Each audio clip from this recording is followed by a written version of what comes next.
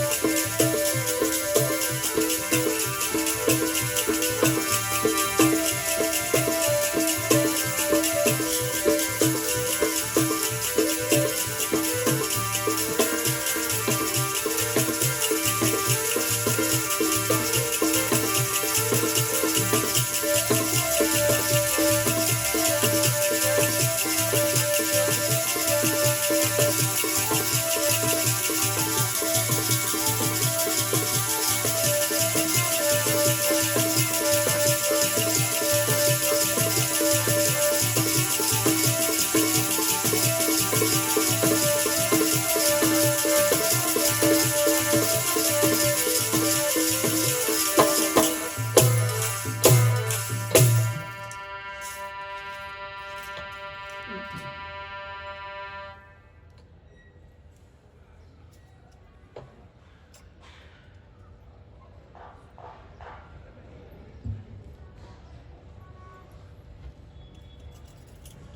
ਰੂਪ ਸਰਵਸਾ ਸੰਗਤ ਜੀਓ, ਆਪ ਸਾਰੇ ਸਤਸੰਗੀ ਜਨ ਗੁਰੂ ਮਹਾਰਾਜ ਦੇ ਪਵਿੱਤਰ ਵੇਰੇ ਵਿੱਚ ਕਾਫੀ ਸਮੇਂ ਤੋਂ ਹਰੀ ਜਸ ਕੀਰਤਨ ਕਥਾ ਦੁਆਰਾ ਲਾਭ ਉਠਾ ਰਹੇ ਸੀ। ਕੁਝ ਸਮਾਂ ਹੈ 4 ਵਜੇ ਤੱਕ ਸਾਰੀ ਸੰਗਤ ਨੇ ਰਲ ਕੇ ਇਸ ਸਮੇਂ ਤੋਂ ਹੀ ਲਾਭ ਉਠਾਉਣਾ। ਕਿਸੇ ਪ੍ਰੇਮੀ ਪਾਸ ਜੇ ਮੋਬਾਈਲ ਹੈ, ਮੋਬਾਈਲ ਆਪਣਾ ਪਹਿਲਾਂ ਬੰਦ ਰੱਖਿਓ। ਦੂਸਰਾ ਇਹ ਹੈ, ਸੰਗਤ ਵਿੱਚੋਂ ਭੱਜ ਕੇ ਨਹੀਂ ਚਾਹੀਦਾ ਹੁੰਦਾ ਵੀ ਅਸੀਂ ਕੰਮ ਹੈ ਜਾਂ ਮੋਬਾਈਲ ਆ ਗਿਆ, ਉਹਨੂੰ ਬਾਹਰ ਜਾ ਕੇ ਦੁਬਾਰਾ ਵੀ ਕਰ ਸਕਦੇ ਹਾਂ ਆਪਾਂ, ਤੇ ਉਹਦੇ ਨਾਲ ਬੇਰਸੀ ਹੋ ਜਾਂਦੀ ਹੈ। 10 ਆਦਮੀਆਂ ਦੇ ਸਿਰਾਂ ਤੇ ਹੱਥ ਧਰਦੇ ਹੋ, ਕਿਸੇ ਨੂੰ ਡਿਸਟਰਬ ਕਰਦੇ ਹੋ। ਬਾਕੀ ਸ਼ਬਦ ਵਿੱਚ ਬੋਲਣ ਦੀ ਖਿਆਲ ਰਹੇ ਵੀ ਸਾਰਿਆਂ ਨੇ ਹੀ ਉੱਚੀ ਸੁਰ ਵਿੱਚ ਇਸ ਸਮੇਂ ਤੋਂ ਲਾਭ ਉਠਾਉਣਾ ਹੈ। ਸੋ ਆਓ ਹੁਣ ਜਿੰਨਾ ਵੀ ਸਮਾਂ ਹੈ ਗੁਰੂ ਮਹਾਰਾਜ ਦੀ ਪਵਿੱਤਰ ਹਜ਼ੂਰੀ ਵਿੱਚ ਬੈਠ ਕੇ ਆਪਾਂ ਸਫਲਾ ਕਰੀਏ। ਰੱਖੋ ਰਾਖਣਹਾਰ ਦਿਆਲਾ, ਨਾਨਕ ਧਾਰ ਕੇ ਟੋਲੇ ਜੀ। ਰੱਖੋ ਰਾਖਣਹਾਰ ਦਿਆਲਾ, ਨਾਨਕ ਧਾਰ ਕੇ ਗੋਲੇ ਜੀ। ਰਾਖਣਹਾਰ ਦਿਆਲਾ, ਨਾਨਕ ਧਾਰ ਕੇ ਗੋਲੇ ਜੀ। ਰੱਖੋ ਰਾਖਣਹਾਰ ਦਿਆਲਾ, ਨਾਨਕ ਧਾਰ ਕੇ ਗੋਲੇ ਜੀ।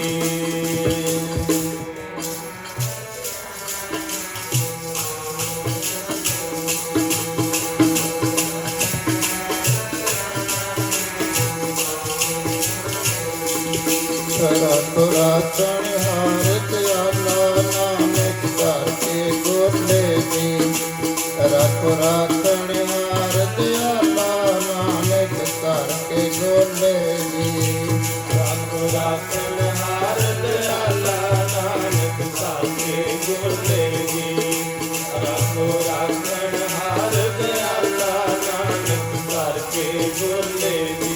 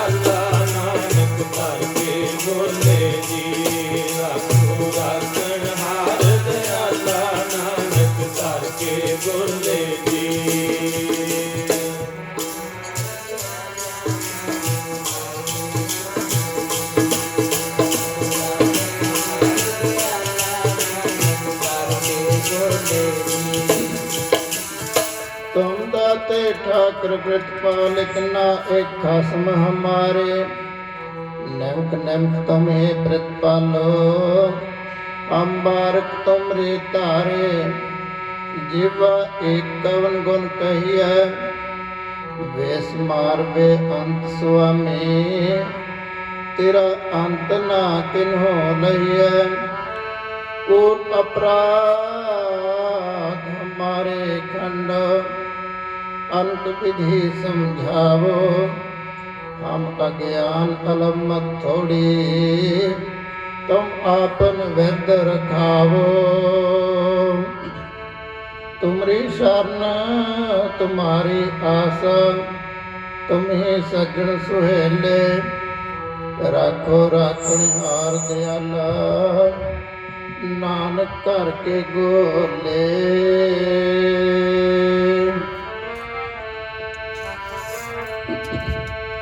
राखो राखणहार दयाला, नानक कर के गोले। राखो राखणहार दयाला, नानक कर के गोले। राखो राखणहार दयाला, नानक करके गोले जी। राखो राखणहार दयाला, नानक करके गोले जी।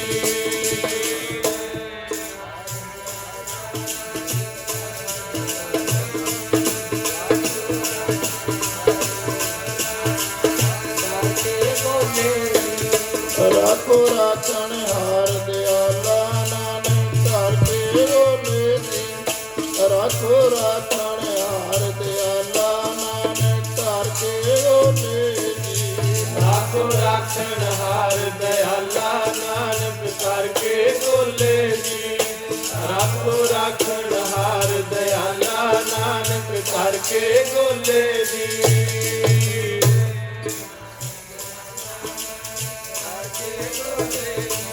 राखो राखणहार दयाला, नानक करके गोले जी। परम गुरु रूप ਸਰਬਤ ਮਾਈ ਭਾਈ ਆਪ ਸਾਰੇ ਦਸਾਂ ਪਾਤਸ਼ਾਹਾਂ ਦੀ ਜੋਤ,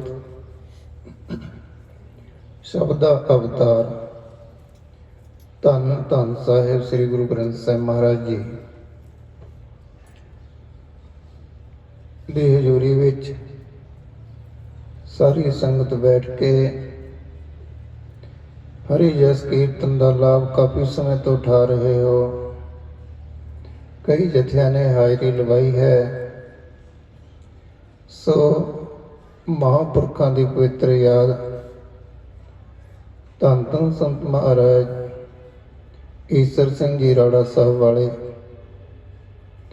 ते उन्हां दे गुर भाई संत महाराज किशन सिंह जी,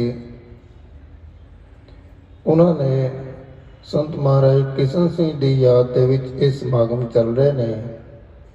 ਉਹਦਾ ਕਾਰਨ ਇਹ ਸੀ, ਰਾੜੇ ਸਾਹਿਬ ਵਾਲੇ ਮਹਾਂਪੁਰਖ ਜਿਹੜੇ ਸੀ, ਉਪਦੇਸ਼ ਜੇ ਕਿਸੇ ਸੰਗਤ ਦੇ ਵਿੱਚ ਸਿਮਰਨ ਬਾਰੇ ਗੱਲ ਕਰਦੇ, ਬੰਦਗੀ ਬਾਰੇ ਦੱਸਦੇ ਤਾਂ ਸੰਤ ਈਸਰ ਸਿੰਘ ਜੀ ਮਹਾਰਾਜ ਦੱਸਿਆ ਕਰਦੇ। ਜਿਹੜੇ ਸੰਤ ਮਹਾਰਾਜ ਕਿਸ਼ਨ ਸਿੰਘ ਜੀ ਸੀ, ਇਹ ਕੰਮ ਇਸ ਤਰ੍ਹਾਂ ਕਰਦੇ ਸੀ, ਕਿਸੇ ਨੂੰ ਬਿਸਤਰੇ ਦੀ ਲੋੜ ਹੈ, ਪ੍ਰਸ਼ਾਦੇ ਦੀ ਲੋੜ ਹੈ, ਕੋਈ ਰਹਿائش ਦੀ ਲੋੜ ਹੈ, ਕਿਸੇ ਗਰੀਬ ਨੂੰ ਕੋਈ ਚੀਜ਼ ਦੀ ਲੋੜ ਹੈ, ਇਹਨਾਂ ਦਾ ਇਹ ਡਿਪਾਰਟਮੈਂਟ ਸੰਭਿਆ ਹੋਇਆ ਸੀ।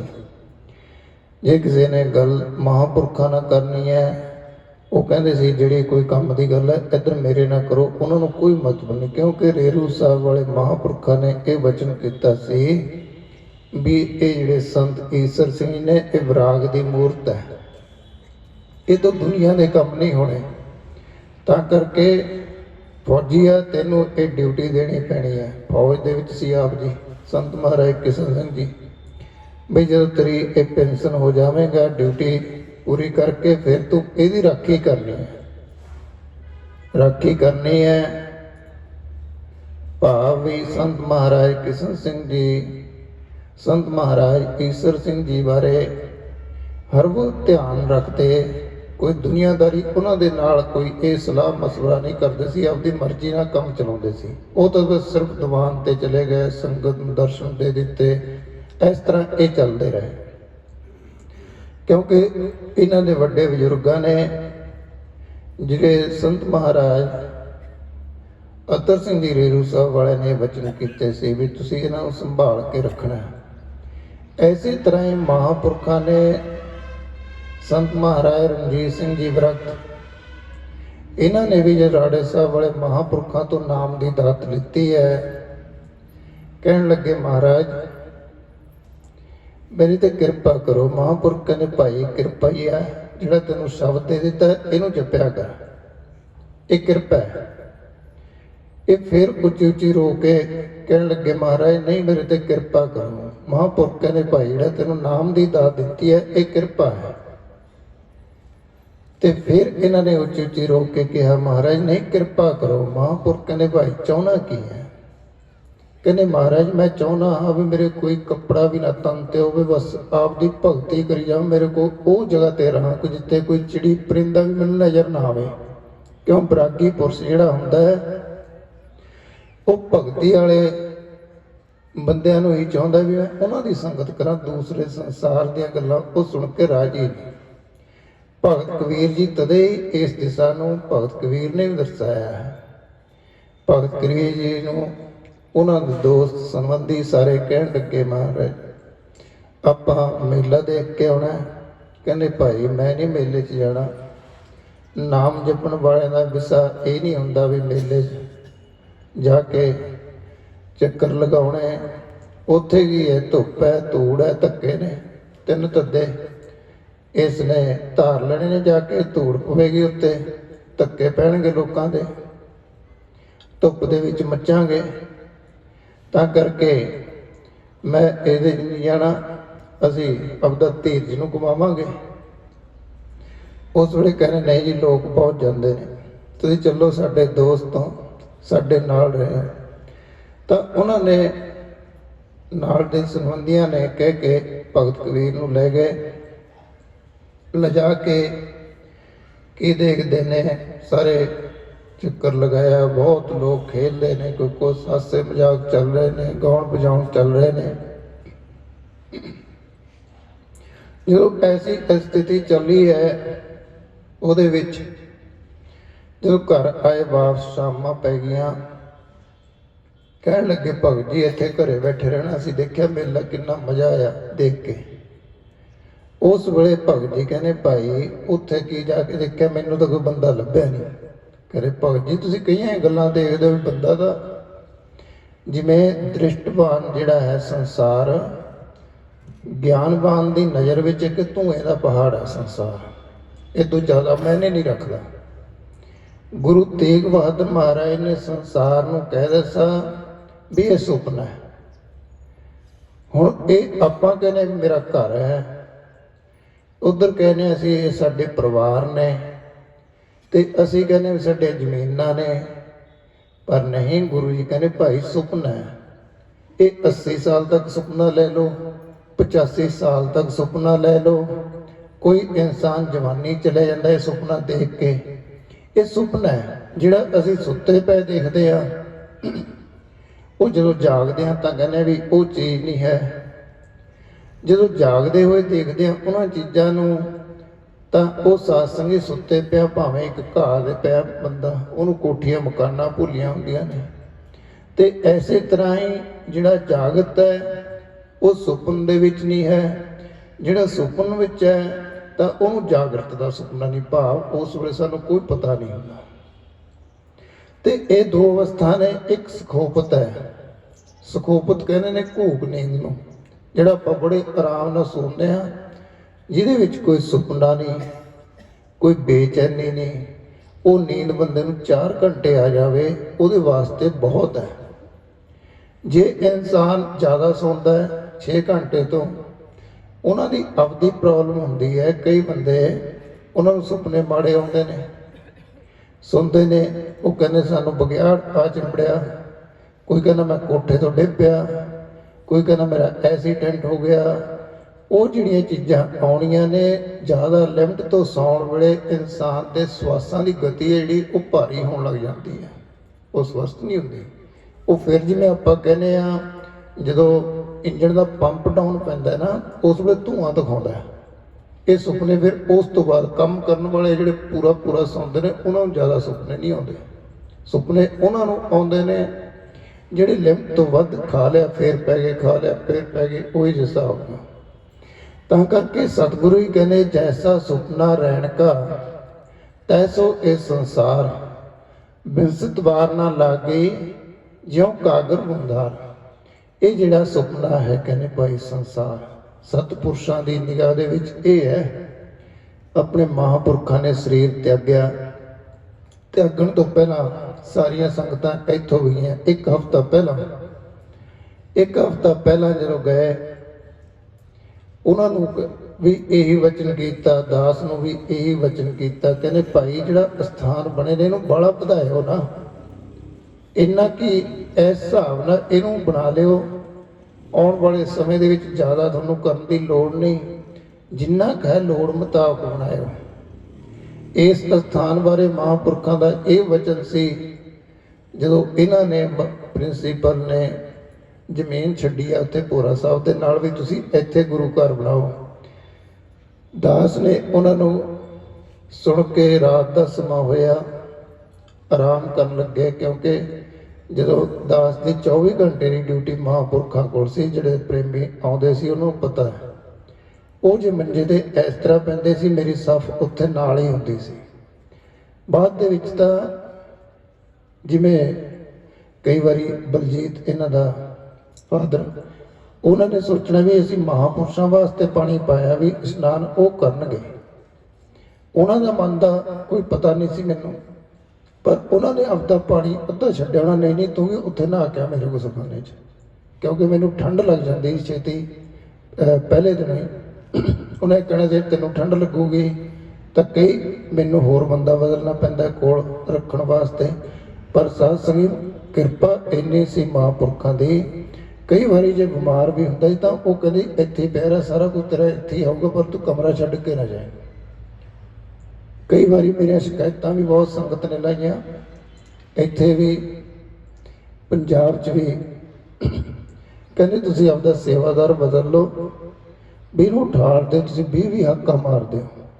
ਕਿਉਂਕਿ ਮੈਂ ਜਦ ਸੌਂਦਾ ਹੁੰਦਾ ਮੈਨੂੰ ਬੜੀ ਨੀਂਦ ਆਉਣੀ। ਮਹਾਂਪੁਰਖਾਂ ਦਾ ਟਾਈਮ ਸੀ 11 ਵਜੇ ਪੈਣਾ, 2:30 ਵਜੇ ਉੱਠਣਾ।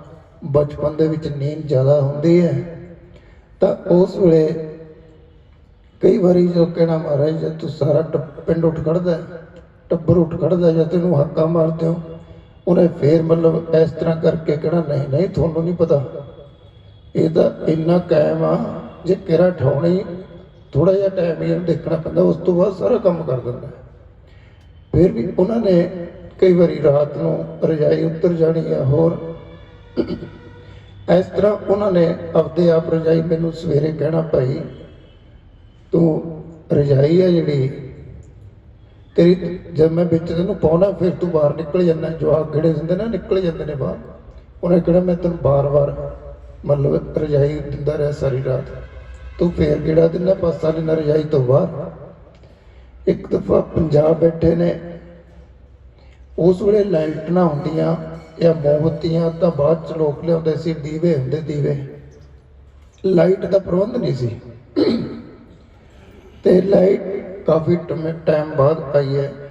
ਮਹਾਂਪੁਰਖ ਬੈਠੇ ਨੇ, ਰਾਤ ਦਾ ਸਮਾਂ ਸੀ, ਦੀਵਾਨ ਤੋਂ ਆਏ, ਇੱਕੋ ਹੀ ਕਮਰਾ ਹੁੰਦਾ ਸਾਡਾ, ਉਹਦੇ ਵਿੱਚ ਹੀ ਰਜਾਈ ਮੇਰੀ ਪਈ ਸੀ, ਉਹਦੇ ਵਿੱਚ ਹੀ ਮਹਾਂਪੁਰਖਾਂ ਦੀ ਰਜਾਈ ਪਈ ਸੀ। ਹਨੇਰੇ 'ਚ ਪਤਾ ਨਹੀਂ ਲੱਗਿਆ, ਮੈਂ ਆਪਦੀ ਰਜਾਈ ਉਹਨਾਂ ਨੂੰ ਦੇ ਦਿੱਤੀ, ਉਹਨਾਂ ਦੀ ਰਜਾਈ ਮੈਂ ਲੈ ਕੇ ਪੈ ਗਿਆ। ਜਦੋਂ ਸੁੱਤੇ ਮੇਰੀ ਜਿਹੜੀ ਰਜਾਈ ਸੀ ਛੋਟੀ ਸੀ, ਤੇ ਉਸ ਵੇਲੇ ਉਹਨਾਂ ਦੀ ਵੱਡੀ ਰਜਾਈ ਮੇਰੇ ਤੇ, ਮੈਂ ਤਾਂ ਪੈਣ ਸਰ ਸੌਂ ਗਿਆ। ਉਹਨਾਂ ਨੇ ਇਹ ਗੱਲ ਨਹੀਂ ਕਹੀ, ਮਹਾਂਪੁਰਖਾਂ ਦਾ ਇਹ ਪਤਾ ਲੱਗਦਾ ਵੀ ਉਹ ਆਪਣੇ ਵਾਸਤੇ ਘੂੰ ਦੇਖਣ ਨੂੰ ਲੱਗਦਾ ਵੀ ਸੁੱਤੇ ਪਏ ਨੇ, ਪਰ ਸਾਰੀ ਰਾਤ ਜੇ ਉਹਨਾਂ ਨੂੰ ਸੌਣਾ ਹੁੰਦਾ ਉਹ ਰਜਾਈ ਮੇਰੀ ਬਦਲ ਦਿੰਦੇ। ਆਖਿਰ ਨੂੰ 10 ਵਜੇ ਚਾਹ ਛਕਣ ਲੱਗੇ, ਬੈਠੇ ਬੈਠੇ ਜਦੋਂ ਚਾਹ ਆਈ, ਆਪ ਜੀ ਚੱਲ ਚਾਹ ਪੀਣ ਤੋਂ ਪਹਿਲਾਂ ਸ਼ਬਦ ਪੜਿਆ, ਕਹਿੰਦੇ ਭੌਰ ਮਲ ਦੀ ਰਜਾਈ ਮਿਲ ਗਈ ਮਾਰਫਤ ਸੰਤਾਂ ਦੇ। ਇਹਦਾ ਇਸ਼ਾਰਾ ਸਾਨੂੰ ਨਹੀਂ ਪਤਾ ਸੀ ਕੀ ਕਹਿਣਾ ਸੀ। ਕਹਿੰਦੇ ਭੌਰ ਮਲ ਦੀ ਰਜਾਈ ਮਿਲ ਗਈ ਮਾਰਫਤ ਸੰਤਾਂ ਦੇ, ਉਹ ਸਾਨੂੰ ਕੋਈ ਪਤਾ ਨਹੀਂ। ਵੈਸੇ ਮਤਲਬ ਕਦੇ ਕਦੇ ਉਹ ਮੌਤ 'ਚ ਇਹ ਵੀ ਪੜ੍ਹਦੇ ਹੁੰਦੇ, ਉਹ ਕਹਿੰਦੇ ਹੁੰਦੇ ਜੇ ਤੱਕੜੀ ਰੇਤ ਨੂੰ ਲਾਈ ਰੇਤੇ ਦੀ ਸੰਗ ਤੇ ਖੰਡ ਬਣ ਗਈ।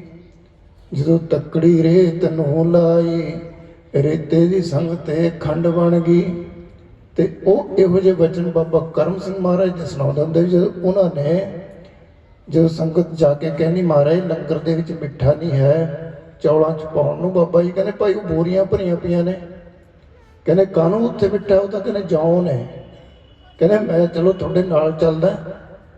ਉੱਥੇ ਮਿੱਠਾ ਪਿਆ, ਜਾ ਕੇ ਦੇਖਿਆ ਉਹ ਮਿਸਰੀ ਦੀਆਂ ਬੋਰੀਆਂ ਭਰੀਆਂ ਵੀ ਆ। ਗੁਰੂ ਜੀ ਗੁਰਬਾਣੀ 'ਚ ਕਹਿੰਦੇ ਪ੍ਰਭ ਕੈ ਸਿਮਰਨ ਰਿੱਧ ਸਿੱਧ ਨੌ ਨਿੱਧ। ਪ੍ਰਭੂ ਦੇ ਸਿਮਰਨ ਕਰਨ ਵਾਲਿਆਂ ਦੇ ਵਿੱਚ ਇਹ ਬੇਅੰਤ ਬਰਕਤਾਂ ਆ ਜਾਂਦੀਆਂ ਨੇ। ਤੇ ਐਸੇ ਤਰ੍ਹਾਂ ਹੀ ਮਹਾਂਪੁਰਖਾਂ ਦਾ ਬੇਅੰਤ ਦਾਸ ਤੇ ਕਿਰਪਾ ਰਹੀ। ਉਹਨਾਂ ਨੇ ਆਪਣੀ ਸੇਵਾ ਆਪ ਕਰਾਈ, ਪਰ ਉੱਠਣ ਪਿੱਛੇ ਮੇਰੀਆਂ ਸ਼ਿਕਾਇਤਾਂ ਬਹੁਤ ਲੱਗਦੀਆਂ ਸੀ, ਤੁਸੀਂ ਬੰਦਾ ਹੋਰ ਕੋਈ ਪਾਲਿਆ ਕਰੋ। ਪਰ ਇਹ ਦੇਖੋ ਜਿੰਨਾ ਟਾਈਮ ਅਸਥਾਨ ਤੇ ਮਹਾਂਪੁਰਖਾਂ ਦੇ ਸੰਗਤ 'ਚ ਰਹੇ ਨੇ, ਹੋਰ ਸਿੰਘ ਵੀ ਬਹੁਤ ਰਹੇ ਨੇ, ਉਹਨਾਂ ਦਾ ਕੰਮ ਕੀ? ਉਹਨਾਂ 2 ਵਾਰੀ ਹਾਕ ਮਾਰਨੀ ਹੈ। ਤੀਜੀ ਵਾਰੀ ਨੂੰ ਉੱਤੇ ਪਾਣੀ ਦੀ ਬਾਲਟੀ ਪੈਂਦੀ ਸੀ, ਭਾਵੇਂ ਰਜਾਈ ਭਿੱਜੇ ਰਹੇ, ਉਹਨਾਂ ਨੇ ਬਾਲਟੀ ਮਾਰਨੀ ਹੈ। 2 ਦਿਨ ਪਾਣੀ ਪੈਣਾ। ਤੀਜੇ ਦਿਨ ਜੇ ਨਹੀਂ ਉਹ ਬੰਦਾ ਸੰਭਲਿਆ ਤਾਂ ਤੂਤ ਦੀ ਛਟੀ ਇੰਨੀ ਪਤਲੀ ਹੁੰਦੀ, ਉਹ ਗਿੱਟਿਆਂ ਦੇ ਮਾਰਦੇ ਹੁੰਦੇ, ਅੰਦਰ ਤੜਫਦਾ ਜ਼ਿਆਦਾ। ਕਹਿੰਦੇ ਇਹ 4 ਦੀਵਾਰੀ ਤੋਂ ਬਾਹਰ ਪੈਣਾ, ਅੰਦਰ ਨਹੀਂ ਪੈਣਾ ਜੇ ਤੁਸੀਂ ਗੁਰੂ ਘਰ 'ਚ ਰਹਿਣਾ। ਉਹਨਾਂ ਦੇ ਅਸੂਲ ਹੁੰਦੇ, ਕਹਿੰਦੇ ਘਰ ਛੱਡਿਆ, ਜੇ ਕਹਿੰਦੇ ਸਾਧ ਬਣਨਾ ਚੰਗੀ ਤਰ੍ਹਾਂ ਬਣੋ, ਜੇ ਪਹਿਲਵਾਨ ਬਣਨਾ ਤਾਂ ਚੰਗੀ ਤਰ੍ਹਾਂ ਬਣੋ, ਜੇ ਤੁਸੀਂ ਕੋਈ ਅਫਸਰ ਬਣਨਾ ਚੰਗੀ ਤਰ੍ਹਾਂ ਬਣੋ, ਅੱਧ ਵਿਚਾਲਾ ਨਾ ਕਰੋ। ਘਰੇ ਤੁਸੀਂ ਕਹਿ ਕੇ ਆਓ ਵੀ ਅਸੀਂ ਸਾਧ ਬਣਨਾ, ਨਾ ਸਾਧ ਨਾ ਘਰ ਦੇ ਨਾ ਘਾਟ ਦੇ। ਤੇ ਉਹਨਾਂ ਦਾ ਇਹ ਕਹਿਣਾ ਸੀ। ਜਿਹੜੇ ਰਾੜੇ ਸਾਹਿਬ ਵਾਲੇ ਵੱਡੇ ਮਹਾਰਾਜ ਜੀ ਸੀ, ਇਹਨਾਂ ਦਾ ਕਾਨੂੰਨ ਸੀ ਵੀ ਜਿਹੜਾ ਬੰਦਾ ਪਹਿਲੀ ਰਾਤ ਆਉਂਦਾ ਗੁਰਦੁਆਰੇ 'ਚ ਉਹਨੂੰ ਕੁਛ ਨਹੀਂ ਕਹਿੰਦੇ ਸੀ ਵੀ ਆਰਾਮ ਕਰ ਲਓ। ਦੂਸਰੀ ਰਾਤ ਉਹਦਾ ਰਜਿਸਟਰ ਤੇ ਨਾਂ ਲਿਖਿਆ ਜਾਂਦਾ। ਉਸ ਤੋਂ ਬਾਅਦ ਭਾਈ ਜਿਹਨੇ ਇੱਥੇ 2 ਵਜੇ ਉੱਠਣਾ ਪਵੇਗਾ, ਘੰਟੀ ਲੱਗੇਗੀ। ਘੰਟੀ ਟੰਗੀ ਹੁੰਦੀ ਬਹੁਤ ਵੱਡੀ, 5 ਗਰਾਈਆਂ ਵੀ ਟੰਗੀ ਹੋਈ ਸੀ ਉਸ ਟਾਈਮ ਤੇ ਉਹਨਾਂ ਨੇ ਉਹ ਘੰਟੀ ਵੱਜਣੀ, 5 ਗਰਾਈਆਂ ਵੀ, ਸਾਰੇ ਲੋਕ ਮੋਟਰਾਂ ਤੇ ਪਤਾ ਲੱਗ ਜਾਂਦਾ ਵੀ 2 ਵੱਜ ਗਏ। ਘੰਟੀ ਖੜਕਦੀ, ਉਸ ਘੰਟੀ ਦੇ ਨਾਲ ਹੀ ਉੱਠਦੇ। ਤੇ ਉਹਨਾਂ ਨੇ ਜਦੋਂ ਘੰਟੀ ਖੜਕਣੀ, ਕਈ ਜਿਹੜੇ ਪ੍ਰੇਮੀ ਸੀ ਉਤਸ਼ਾਹ ਰੱਖਦੇ ਸੀ, ਉਹ ਘੰਟੀ ਦੇ ਥੱਲੇ ਮੰਜਾ ਢਾ ਕੇ ਪੈਂਦੇ ਹੁੰਦੇ ਵੀ ਸਾਨੂੰ ਜਾਗ ਆ ਜਾਵੇ, ਉਹ ਲੁੱਕ ਕੇ ਨਹੀਂ ਪੈਂਦੇ ਸੀ। ਤੇ ਫਿਰ ਵੀ ਜਿਹੜੇ ਪੈ ਰਹਿ ਗਏ, ਉਹਨਾਂ ਨੇ ਕੀ ਕਰਨਾ, ਮਹਾਂਪੁਰਖਾਂ ਨੇ ਜਿਹੜੇ ਵੱਡੇ ਬੂਟ ਹੁੰਦੇ ਸਿਆਲੂ ਉਹ ਪਾ ਕੇ, ਇੱਕ ਸਿੰਘ ਦੇ ਹੱਥ ਦੇ ਵਿੱਚ ਬਾਲਟੀ ਹੁੰਦੀ, ਜਿਹੜਾ ਆਇਆ ਮੂਹਰੇ ਪਾਣੀ ਮਾਰਿਆ, ਜਿਹੜਾ ਪਿਆ ਦੇਖਿਆ। ਉਸ ਤੋਂ ਬਾਅਦ ਜੇ ਕੋਈ ਬੰਦਾ ਨਹੀਂ ਉੱਠ ਰਿਹਾ ਪਾਣੀ ਨਾਲ, ਫਿਰ ਇਕੱਠਾ ਜਾ ਹੁੰਦਾ, ਉਹਦੇ ਠੇਡਾ ਮਾਰਦੇ ਬੱਖੀ 'ਚ ਵੀ ਭਾਈ ਇਹ ਚੀਜ਼ ਦਾ। ਤੇ ਉਸ ਵੇਲੇ ਉਹਨਾਂ ਦਾ ਕਹਿਣ ਦਾ ਮਤਲਬ ਇਹ ਸੀ ਵੀ ਜੇ ਇਸ ਅਸਥਾਨ ਤੇ ਇੰਨਾ ਕੋਈ ਬੰਦਾ ਆਵੇ, ਭਗਤੀ ਕਰੇ, ਭਗਤੀ ਦੇ ਨਾਲ ਸੰਬੰਧਿਤ ਅਸਥਾਨ ਨੇ, ਤੇ ਇਹ ਕਰਨੀ ਬੜੀ ਔਖੀ ਹੈ। ਪਰ ਇਹ ਸਿਰ ਤੇ ਡੰਡੇ ਵਾਂਗੂ ਜਦੋਂ ਰਹਿੰਦਾ, ਫਿਰ ਇਨਸਾਨ ਜਿਹਨੂੰ ਲੱਗਣ ਲੱਗੀ ਉਹ ਤਾਂ ਟੁੱਟਦਾ ਨਹੀਂ, ਜਿਹਨੂੰ ਨਾ ਲੱਗਣ ਲੱਗੀ ਉਹ ਫਿਰ ਇਹਦੇ ਕਈ ਰਸਤੇ ਹੋਰ ਨਿਕਲ ਜਾਂਦੇ ਨੇ, ਉਹ ਸਹੀ ਰਸਤੇ ਤੋਂ ਭੜਕ ਜਾਂਦਾ। ਤੇ ਐਸੇ ਤਰ੍ਹਾਂ ਹੀ ਮਹਾਂਪੁਰਖ ਜਿਹੜੇ ਸੀ, ਉਹਨਾਂ ਦਾ ਭਗਤੀ ਦੇ ਨਾਲ ਸਨੇਹ ਸਮੇਂ ਸਿਰ ਉੱਠਣਾ।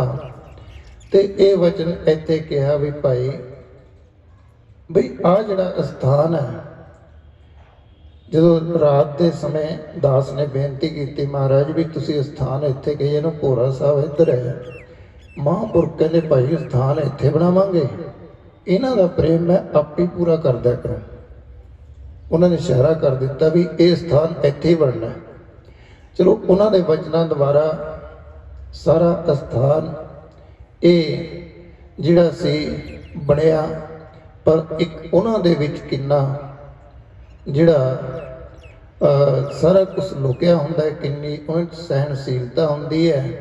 ਉਹ ਕਰਤਾ ਆਪਦੇ ਸਮੇਂ ਦੇ ਵਿੱਚ ਵੀ ਸਕਦੇ ਸੀ ਇੱਥੇ ਬਣਾ ਕੇ, ਪਰ ਕਈ ਮਹਾਂਪੁਰਸ਼ ਇਹ ਸੋਚਦੇ ਨੇ ਵੀ ਉਨੀ ਕੁ ਸੰਗਤ ਨਾਲ ਬਿਲਵਰਤਨ ਕਰੋ ਜਿੰਨਿਆਂ ਦਾ ਹੰਦਾ ਲੱਗ ਜਾਵੇ। ਇਹ ਵੀ ਨਾ ਹੋਵੇ ਵੀ ਇਕੱਠਾ ਕਰੀ ਜਾਓ, ਬਾਅਦ ਦੇ ਵਿੱਚ ਨਾ ਉੱਧਰਲੇ ਨਾ ਉੱਧਰਲੇ। ਇਹ ਵੀ ਮਹਾਂਪੁਰਖਾਂ ਦਾ ਹੁੰਦਾ ਹੈ। ਉਹ ਆਪਦੇ ਕੰਪਿਊਟਰ ਜਿਹੜਾ ਉਹਨਾਂ ਦਾ ਸਿਸਟਮ ਹੈ ਉਹਨੂੰ ਉੱਥੇ ਕੱਟ ਲਾਉਣ ਲੱਗ ਜਾਂਦੇ ਨੇ।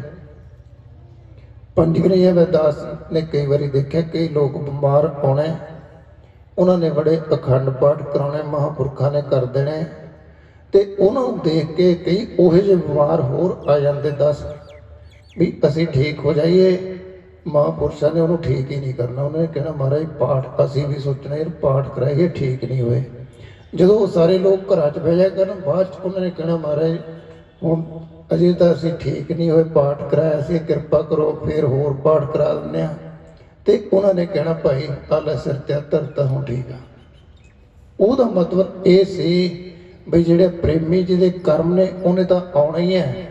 ਜਿਹੜੇ ਦੇਖ ਕੇ 10 ਦੂਜੇ ਜੁੜਦੇ ਸੀ ਉਹਨੂੰ ਮਹਾਤਮਾ ਉੱਥੇ ਹੀ ਰੋਕ ਦਿੰਦੇ ਸੀ ਵੀ ਇਸ ਕੰਮ ਨੂੰ ਡਿਲੇ ਕਰ ਦਿਓ। ਕਿਰਪਾ ਕਰਦੇ ਸੀ, ਕਿਰਪਾ ਆਪਣਿਆਂ ਤੇ ਕਰਦੇ ਸੀ, ਦੂਸਰਿਆਂ ਦੇ ਜਿਨ੍ਹਾਂ ਦਾ ਪਤਾ ਸੀ ਵੀ ਇਹ ਅਜੇ ਖੜਦਾ ਨਹੀਂ ਮਨ, ਤੇ ਉਹ ਜਿਹੜਾ ਮਨ ਨਾ ਖੜੇ ਉਹਦੇ ਤੇ ਕਿਰਪਾ ਨਹੀਂ ਹੁੰਦੀ। ਤੇ ਐਸੇ ਤਰ੍ਹਾਂ ਹੀ ਉਹਨਾਂ ਦਾ ਭਗਤੀ ਭਾਵ ਵਾਲਾ ਸੁਭਾਅ, ਤੇ ਉਹਨਾਂ ਦੇ ਮਨ ਦੇ ਵਿੱਚ ਇਹ ਇੱਛਾ ਰਹਿੰਦੀ ਵੀ ਇਸ ਜਿਹੜਾ ਸੰਸਾਰ ਹੈ ਐਸੋ ਇਹ ਸੰਸਾਰ ਵੇਖਣਾ ਰਹਿਣ ਨਾ ਕੋ ਪਈਆ ਰੇ। ਇਸ ਸੰਸਾਰ ਦੇ ਵਿੱਚ ਕੋਈ ਵੀ ਰਹਿਣ ਨੂੰ ਸਮਰੱਥ ਨਹੀਂ, ਜਿਹਦੀ ਬਾਬਤ ਇਉਂ ਫਰਮਾਨ ਆਉਂਦਾ ਹੈ,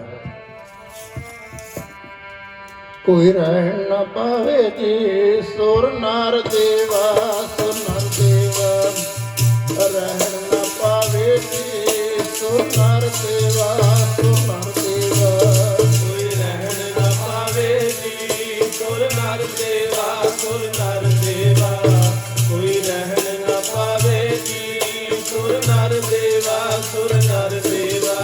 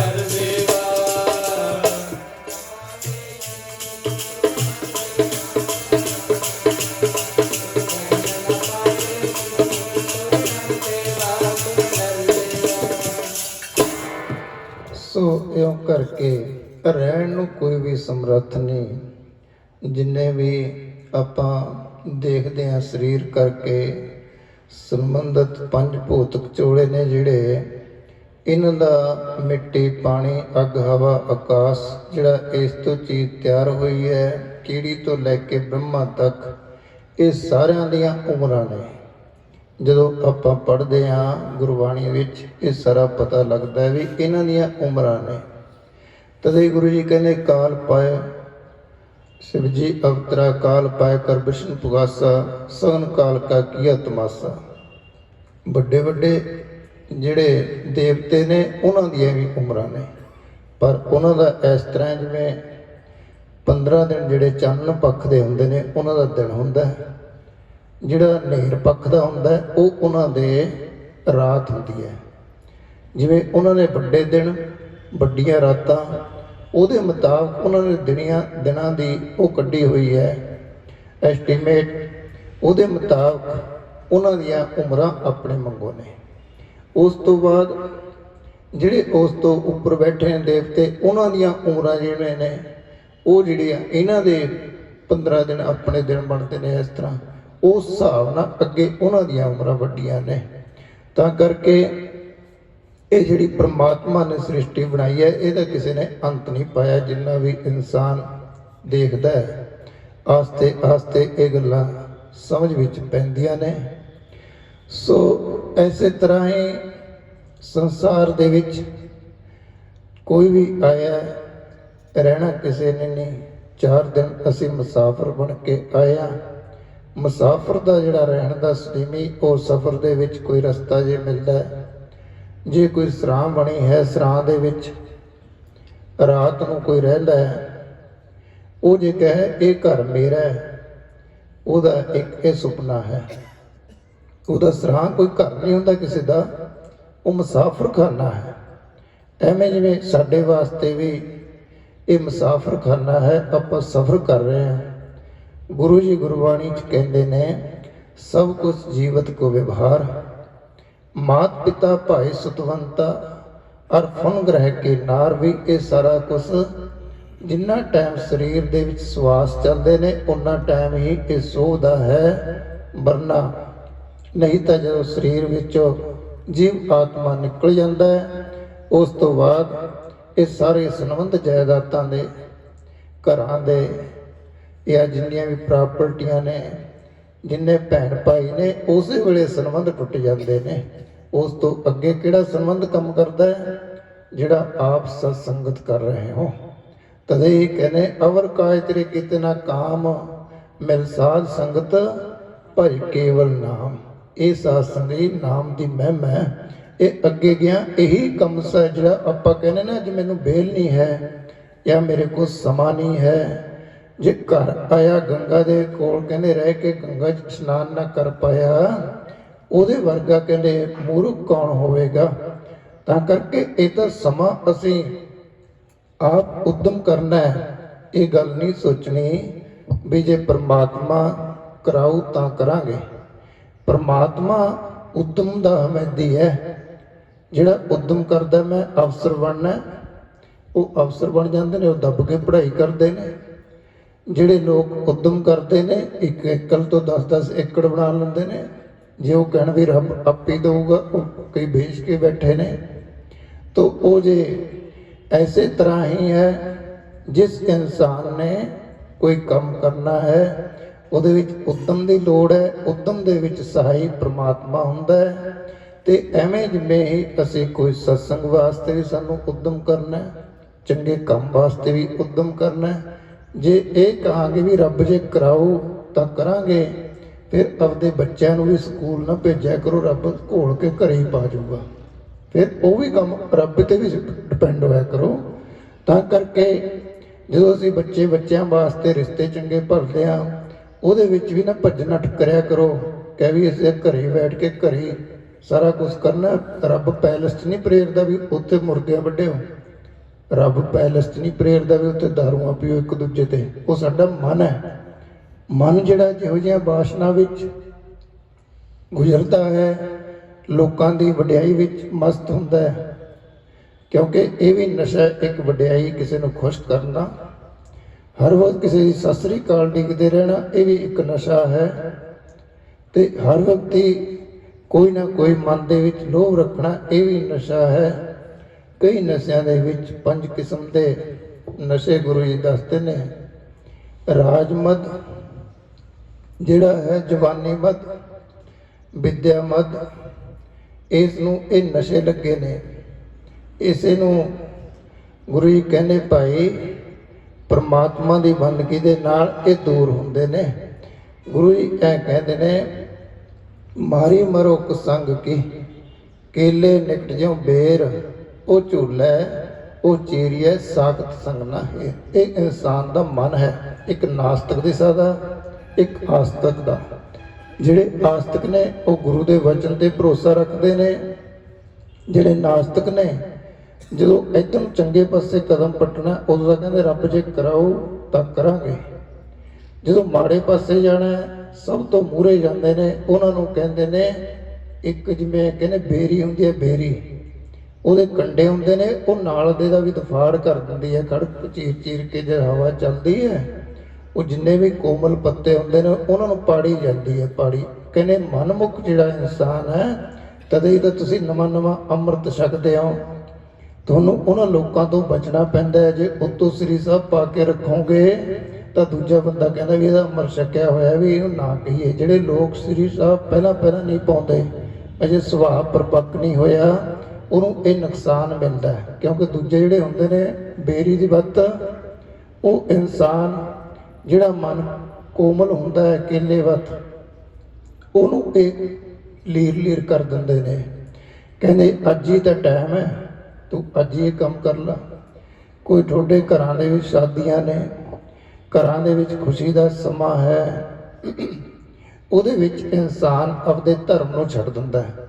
ਗੁਰੂ ਜੀ ਕਹਿੰਦੇ ਦੀਨ ਗਵਾਇਆ ਦੁਨੀ ਸੋ, ਦੁਨੀ ਨਾ ਚਾਲੀ ਸਾਥ, ਪੈਰ ਕੁਹਾੜਾ ਮਾਰਿਆ ਗਾਫਲ ਆਪਣੇ ਹੱਥ। ਗੁਰੂ ਨਾਲ ਤਾਂ ਗੰਢ ਟੁੱਟਦੀ, ਉਲਟਾ ਟਰਾਲੀ ਤੇ ਲਿਖਾਈ ਫਿਰਦਾ, ਜੱਗ ਭਾਵੇਂ ਸਾਰਾ ਰੁੱਸ ਜੇ, ਮੇਰਾ ਰੁੱਸੇ ਨਾ ਕਲੰਗੀਆਂ ਵਾਰਾ। ਹੁਣ ਉੱਥੇ ਤੁਸੀਂ ਦੇਖੋ ਵੀ ਜਿਹੜਾ ਅੰਦਰੋਂ ਸੁਧਰਿਆ ਹੋਇਆ ਉਹਦੇ ਨਾਲ ਗੁਰੂ ਨਿਭਾਊਗਾ ਕਿ ਟਰਾਲੀ ਤੇ ਲਿਖਾਏ ਤੇ ਹੋਊਗਾ। ਤੇ ਇਹ ਚੀਜ਼ਾਂ ਨੇ। ਪਰ ਗੁਰੂ ਜੀ ਕਹਿੰਦੇ ਦੀਨ ਗਵਾਇਆ ਦੁਨੀ ਸੋ, ਆਪਦਾ ਧਰਮ ਗਵਾ ਲਿਆ ਦੁਨੀਆ ਦੇ ਪਿਆਰ ਦੇ ਵਿੱਚ ਆ ਕੇ। ਦੁਨੀ ਨਾ ਚਾਲੀ ਸਾਥ, ਜਦੋਂ ਮਰਨਾ ਉਸ ਵੇਲੇ ਤੇਰੇ ਨਾਲ ਦੁਨੀਆ ਨੇ ਨਹੀਂ ਜਾਣਾ। ਪੈਰ ਕੁਹਾੜਾ ਮਾਰਿਆ ਗਾਫਲ ਆਪਣੇ ਹੱਥ। ਆਪਾਂ ਕਹਿੰਦੇ ਵੀ ਤਾਂ ਫਲਾਣੇ ਨੂੰ ਆ ਪ੍ਰਾਪਰਟੀ ਦੇ ਸਾਈਨ ਕਿਉਂ ਕਰਨੇ ਸੀ? ਕਹਿੰਦਾ ਮੇਰੀ ਤਾਂ ਪੀਤੀ ਸੀ, ਪਤਾ ਨਹੀਂ ਲੱਗਿਆ। ਉਹ ਕਹਿੰਦੇ ਹੁਣ ਪੀਤੀ ਉਤਰ ਗਈ, ਹੁਣ ਤਾਂ ਸਾਈਨ ਹੋ ਗਏ, ਹੁਣ ਤੇਰੇ ਹੱਥ ਵਢਾ ਲਿਆ। ਤੇ ਉਹ ਗੱਲ ਹੈ, ਤੈਨੂੰ ਧਰਮ ਤੋਂ ਗੇਰ ਦਿੱਤਾ। ਪਰ ਇਹ ਬੰਦਾ ਇਨਸਾਨ ਫਿਰ ਪਛਤਾਉਂਦਾ ਹੈ। ਗੁਰਬਾਣੀ ਇਹਨੂੰ ਬਾਰ-ਬਾਰ ਪ੍ਰੇਰਦੀ ਹੈ। ਐਸਾ ਸਮਾਂ ਤੈਨੂੰ ਫੇਰ ਨਾ ਮਿਲੇਗਾ, ਐਸਾ ਸਮਾਂ ਤੈਨੂੰ ਫੇਰ ਨਾ ਮਿਲੇਗਾ, ਐਸਾ ਸਮਾਂ ਤੈਨੂੰ ਫੇਰ ਨਾ ਮਿਲੇਗਾ, ਐਸਾ ਸਮਾਂ ਤੈਨੂੰ ਫੇਰ ਨਾ ਮਿਲੇਗਾ।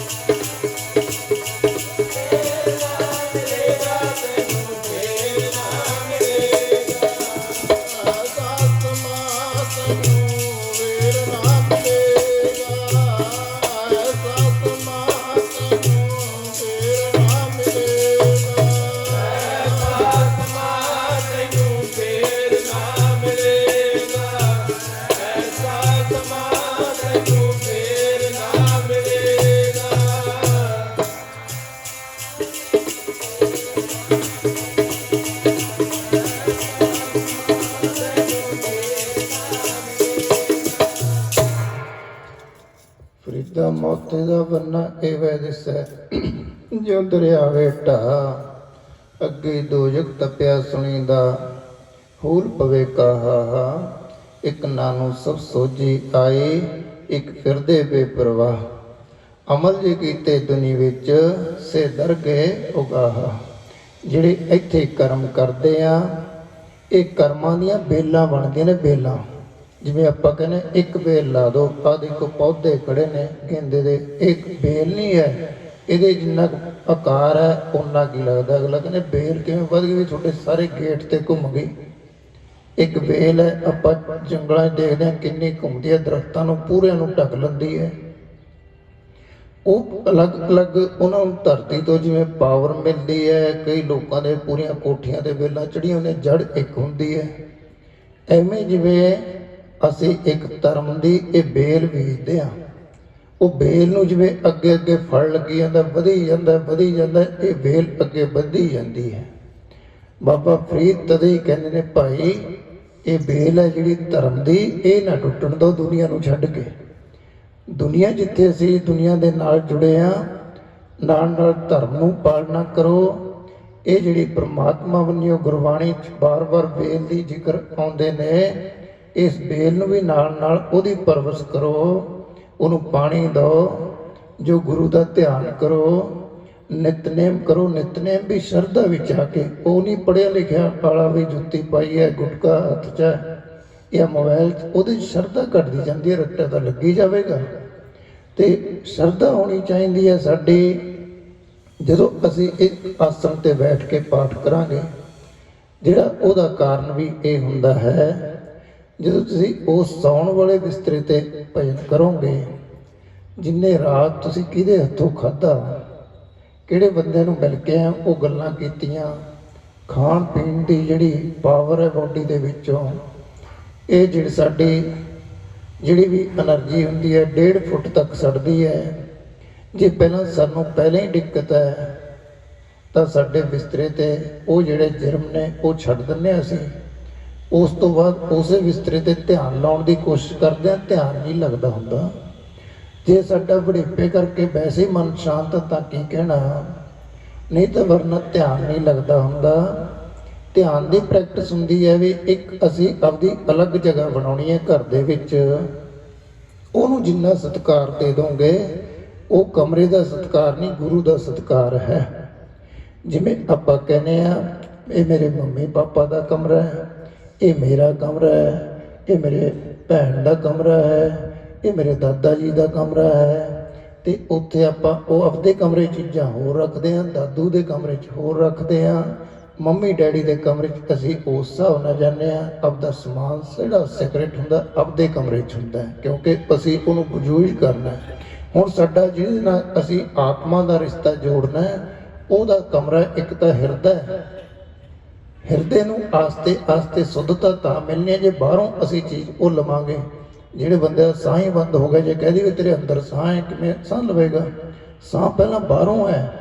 ਤਾਂ ਹੀ ਗੁਰੂ ਜੀ ਕਹਿੰਦੇ ਅੰਤਰ ਸੁਣਨਮ ਬਾਹਰ ਸੁਣਨਮ। ਪਹਿਲਾਂ ਅੰਦਰ ਸੁਣਨ ਖਿੱਚਣ ਵਾਸਤੇ ਆਪਾਂ ਕਹਿੰਦੇ ਵਾਹਿਗੁਰੂ ਵਾਹਿਗੁਰੂ ਵਾਹਿਗੁਰੂ, ਸੁਣ ਆਉਂਦੀ ਹੈ, ਉਹਦੇ ਵਿੱਚ ਖਿਆਲ ਟਿਕਦਾ ਹੈ। ਆਸਤੇ ਆਸਤੇ ਜਦ ਬਿਰਤੀ ਦਾ ਟਿਕਾਅ ਬਣਦਾ ਹੈ, ਫਿਰ ਜਿਹੜੀ ਬਾਹਰਲੀ ਪਰਮਾਤਮਾ ਦੀ ਸੁਣਤਾ ਸੰਸਾਰ ਵਿੱਚ ਹੈ, ਉਹ ਸੰਸਾਰ ਸਾਡੇ ਇਹ ਜਿਹੜੀ ਅੰਦਰਲੀ ਧੁਨ ਬਾਹਰਲੀ ਧੁਨ ਨਾਲ ਜੁੜਦੀ ਹੈ, ਪਹਿਲਾਂ ਅੰਦਰ ਜੋੜਨੀ ਪੈਂਦੀ ਹੈ। ਅਤੇ ਇਸੇ ਤਰ੍ਹਾਂ ਹੀ ਉਹ ਜਿਹੜੀ ਧੁਨ ਬਾਹਰ ਜੁੜਦੀ ਹੈ, ਉਹਦੇ ਨਾਲ ਗੁਰੂ ਜੀ ਕਹਿੰਦੇ ਗੁਰਮੁਖ ਰੋਮ ਰੋਮ ਹਰਿ ਧਿਆਵੈ। ਉਹਦੇ ਵਿੱਚ ਆਸਤੇ ਮਿਹਨਤ ਦੀਆਂ ਬਚਨ ਨੇ, ਜਾਣੀ ਗੱਲਾਂ ਵਾਲੇ ਨਹੀਂ, ਪੜ੍ਹ ਕੇ ਵੀ ਕਿਸੇ ਹੋਰ ਤੋਂ ਪੁੱਛਣ ਲੱਗ ਜਾਓਗੇ। ਜਿਹੜਾ ਮੇਰਾ ਐਪੋਜਟ ਹੈ ਉਹਨੇ ਕਦੇ ਇਹਨੂੰ ਸਿੱਧੀ ਕਰਕੇ ਦੱਸਣਾ, ਪਹਿਲਾਂ ਤਾਂ ਤੁਸੀਂ ਇਹ ਚੀਜ਼ ਦੇਖ ਲਓ ਨਾ। ਇਹਦੇ ਆਪ ਤੁਹਾਡੇ ਵੀ ਪਰ ਸਰੀਕੇ ਨੇ, ਸਾਡੀ ਕੌਮ ਦੇ ਵਿੱਚ ਅਲੱਗ-ਅਲੱਗ ਸਰੀਕੇ ਨੇ। ਸਰੀਕੇ ਵਾਲਾ ਇਨਸਾਨ ਉਹਨੂੰ ਸਹੀ ਕਰਕੇ ਨਹੀਂ ਦੱਸੇਗਾ, ਉਹ ਤਾਂ ਦੂਜੇ ਸਾਡੇ ਉੱਥੇ ਸੁੱਚਾ ਸੌਂਦਾ ਬਾਲਪੁਰ, ਉਹਨੂੰ ਕਿਸੇ ਪ੍ਰੇਮੀ ਨੇ ਪੁੱਛਿਆ, ਕਹਿੰਦਾ ਸਰਦਾਰ ਜੀ ਆਪਕਾ ਟਰੈਕਟਰ ਬੜਾ ਅੱਛਾ ਲੱਗता है। ਉਹ ਕਹਿੰਦਾ ਭਾਈ ਮੈਂ ਬਹੁਤ ਸਫਾਈ ਰੱਖਦਾ ਇਹਦੀ, ਕੱਪੜਾ ਫੇਰਦਾ। ਕਹਿੰਦਾ ਕਿਵੇਂ? ਕਹਿੰਦਾ ਕਦੇ ਮਹੀਨੇ 2 महीने बार डीजल ऊपर फेंकता हूँ, कपड़ा ऊपर रगड़ता हूँ। कहना जब रगड़ के वो सफाई हो जाती है, फिर थोड़ी सी आग दे देता हूँ, वो जल के सब कपड़ा ठीक हो जाता है। कहते उन्हें भी एकनी कर लिया भी मतलब उत्तों तो डीजल मचेगा, ट्रैक्टर ने की मचना, वो सारा ट्रैक्टर मच गया। ਐਵੇਂ ਜੇ ਸਾਡੇ ਇੱਕ ਹੋਰ ਬੰਦਾ ਸੀ, ਉਹ ਕਹਿੰਦਾ ਤੇਰੀ ਯਾਰ ਹੈਰੋਂ ਬੜੀ ਵਧੀਆ ਚੱਲਦੀ ਹੈ। ਉਹ ਕਹਿੰਦਾ ਤੇਰੀ ਵੀ ਵਧੀਆ ਚੱਲੂ। ਉਹ ਕਹਿੰਦਾ ਕਿਵੇਂ ਚੱਲੂ? ਕਹਿੰਦਾ ਜੇ ਗ੍ਰੇਸ ਜਿੰਨਾ ਹੋਣਾ ਉਹਦੇ ਥੋੜ੍ਹਾ ਘਿਓ ਪਾ ਲਿਆ ਕਰ। ਉਹਨੇ ਘਿਓ ਦੇ ਕੇ ਫਿਰ ਬਹੁਤ ਵਧੀਆ ਉਦੋਂ ਦੀ ਚੱਲਦੀ ਹੈ। ਬੰਦੇ ਹਰੇਕ ਚੰਗੇ ਵੀ ਹੁੰਦੇ ਨੇ, ਕੋਈ ਟੀਚਰੀ ਵੀ ਹੁੰਦੇ ਨੇ, ਪਰ ਆਪਾਂ ਨੂੰ ਰੂਹਾਨੀਅਤ ਪੱਖ ਤੇ ਦੇਖਣਾ ਪਵੇਗਾ। ਅਸੀਂ ਇਹਦੇ ਕੋਲ ਗੱਲ ਖੋਲ੍ਹਣੀ ਹੈ ਜਾਂ ਨਾ। ਤਦੇ ਗੁਰੂ ਜੀ ਕਹਿੰਦੇ ਭਾਈ ਹਰੇਕ ਜਗ੍ਹਾ ਇਹ ਗੱਲ ਨਹੀਂ ਹੁੰਦੀ ਸਿਮਰਨ ਦੀ। ਜਿੱਥੇ ਹੋਵੇ ਨਾ ਸਦਾ ਗੁਰਪੁਰਾ, ਖੋਲ੍ਹੇ ਨਾ ਗੰਢ ਨਾਮ ਦੇ। ਜਿੱਥੇ ਹੋਵੇ ਨਾ ਸਦਾ ਗੁਰਪੁਰਾ, ਖੋਲ੍ਹੇ ਨਾ ਗੰਢ ਨਾਮ ਦੀ। ਜਿੱਥੇ ਹੋਵੇ ਨਾ ਸਦਾ ਗੁਰਪੁਰਾ, ਖੋਲ੍ਹੇ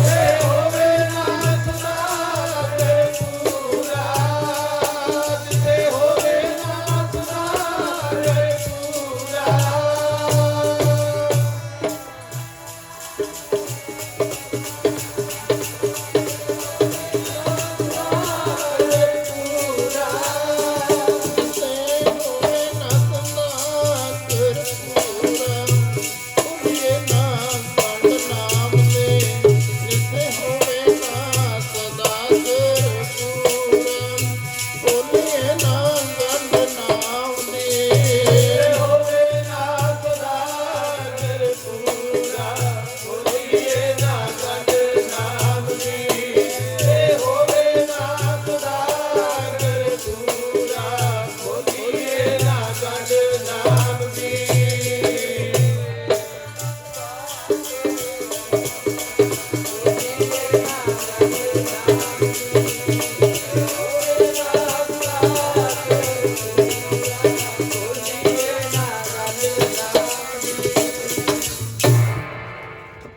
ਬਿਨ ਗਾਹਕ ਗੁਣ ਵੇਚੀਐ ਤਉ ਗਣ ਸਹਿਗੋ ਜਾਏ। ਗੁਣ ਕਾ ਗਾਹਕ ਜੇ ਮਿਲੈ ਤਉ ਗੁਣ ਲਾਖ ਹੋਕਾਏ। ਨਹੀਂ ਪਟਣ ਨਹੀਂ ਪਾਰਖੂ ਨਹੀਂ ਗਾਹਕ ਨਹੀਂ ਮੋਲ। ਜਿੱਥੇ ਕੋਈ ਗਾਹਕ ਨਹੀਂ ਹੈ ਉਸ ਚੀਜ਼ ਦਾ, ਭਾਵੇਂ ਸਬਜ਼ੀਆਂ ਵੇਚਣ ਵਾਲੀਆਂ ਦੁਕਾਨਾਂ ਲੱਗੀਆਂ ਹੋਣ ਜਗ੍ਹਾ ਜਗ੍ਹਾ, ਉੱਥੇ ਕੋਈ ਸੁਨਿਆਰ ਆ ਕੇ ਸੋਨੇ ਦੀ ਦੁਕਾਨ ਖੋਲ੍ਹ ਲਵੇ, ਸਬਜ਼ੀਆਂ ਖਰੀਦਣ ਵਾਲੇ ਤਾਂ ਨਹੀਂ ਇਸ ਚੀਜ਼ ਨੂੰ ਖਰੀਦਣਗੇ ਸੋਨੇ ਨੂੰ। ਉਹ ਦੱਸਗਾ ਜਿਹੜੇ ਸਿਆਣੇ ਲੋਕ ਹੋਣਗੇ ਹੱਸਣਗੇ, ਉਹ ਵੀ ਸੁਨਿਆਰਾ ਵੀ ਇੱਥੇ ਆ ਬੈਠਾ ਸਬਜ਼ੀ ਵਾਲਿਆਂ 'ਚ, ਲੋਕ ਤਾੜੀਆਂ ਮਾਰਨਗੇ ਵੀ ਸੁਨਿਆਰਾ, ਉਹਨੂੰ ਵਿੱਚ ਮਜ਼ਾਕ ਵੀ ਕਰਨਗੇ, ਦੇਖੀ ਆਪਦਾ ਸੋਨਾ ਬਚਾ ਕੇ ਰੱਖੇ ਤੇ ਚੱਕ ਕੇ ਨਾ ਰਹਿਣ, ਤੂੰ ਕਿੱਧਰ ਆ ਗਿਆ ਸਬਜ਼ੀ ਵਾਲਿਆਂ 'ਚ। ਜੇ ਅਸੀਂ ਉਸ ਤੋਂ ਸਬਜ਼ੀ ਵਾਲੇ ਤੋਂ ਪੁੱਛਾਂਗੇ ਵੀ ਇੱਥੇ ਤੈਨੂੰ ਸੋਨਾ, ਫਿਰ ਉੱਥੇ ਆਪਦੀ ਸਾਡੀ ਸਮਝ ਨਹੀਂ ਹੈ। ਤਾਂ ਕਰਕੇ ਜਿਹੜੀ ਵਸਤੂ ਜਿੱਥੋਂ ਮਿਲਦੀ ਹੈ ਉਹਦੀ ਜਗ੍ਹਾ ਉਸੇ ਜਗ੍ਹਾ ਹੈ। ਤਦੇ ਹੀ ਹਜ਼ੂਰ ਪਾਤਸ਼ਾਹ ਰਾੜਾ ਸਾਹਿਬ ਵਾਲੇ ਜਦੋਂ ਆਪ ਜੀ ਇਸ ਸਥਾਨ ਤੇ ਜਿਵੇਂ ਰਹਿੰਦੇ, ਬਾਬਾ ਕਰਮ ਸਿੰਘ ਜੀ ਮਹਾਰਾਜ ਜਾਂ ਬਾਬਾ ਆਇਆ ਸਿੰਘ ਜੀ ਮਹਾਰਾਜ, ਸੰਤ ਮਹਾਰਾਜ ਰੇਰੂ ਸਾਹਿਬ ਵਾਲੇ ਈਸ਼ਰ ਸਿੰਘ ਜੀ ਮਹਾਰਾਜ, ਇਹ ਸਥਾਨ ਤੇ ਵਿੱਦਿਆ ਪੜ੍ਹਨ ਵਾਲਾ ਨਾਲ ਸਿਸਟਮ ਨਹੀਂ ਰੱਖਦੇ ਸੀ। ਉਹਦਾ ਕਾਰਨ ਕੀ ਸੀ? ਹੁਣ ਤੁਸੀਂ ਇੱਥੇ ਸਪੰਚ ਪੈ ਜਾਓਗੇ, ਗੁਰਬਾਣੀ ਪੜ੍ਹਨ ਵਾਲੇ ਵੀ ਨਹੀਂ ਰੱਖਦੇ ਸੀ।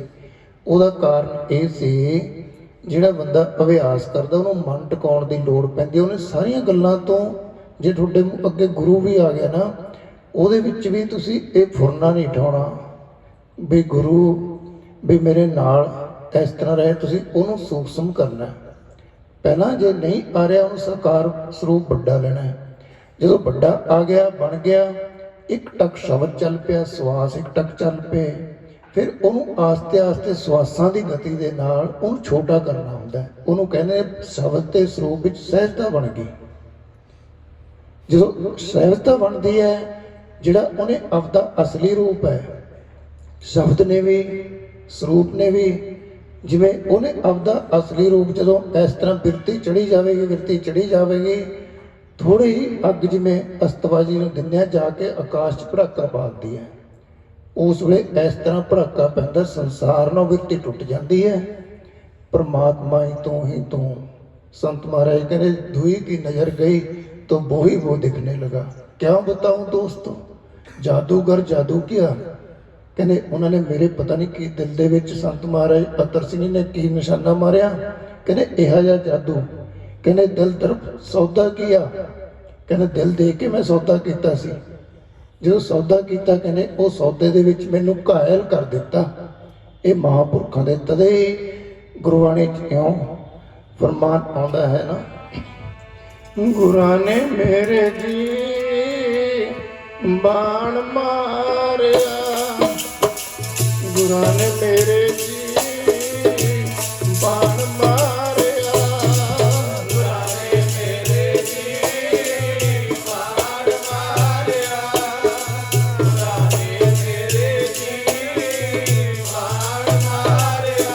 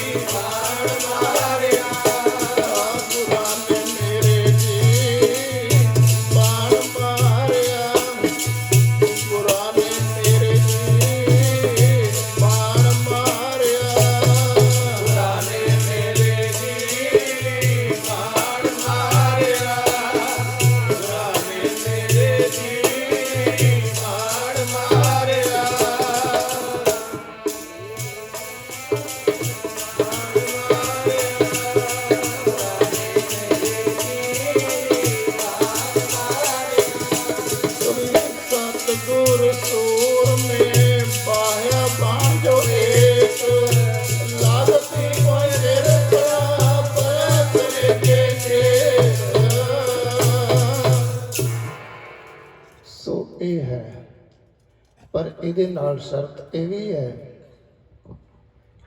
ਆਸਤੇ ਆਸਤੇ ਜਿਹੜਾ ਅਸੀਂ ਸ਼ਬਦ ਕਰਦੇ ਹੁੰਦੇ ਹਾਂ, ਜਾਪ ਕਰਦੇ ਨੇ, ਉਹ ਸਾਡੀ ਤਪੱਸਿਆ ਹੁੰਦੀ ਹੈ।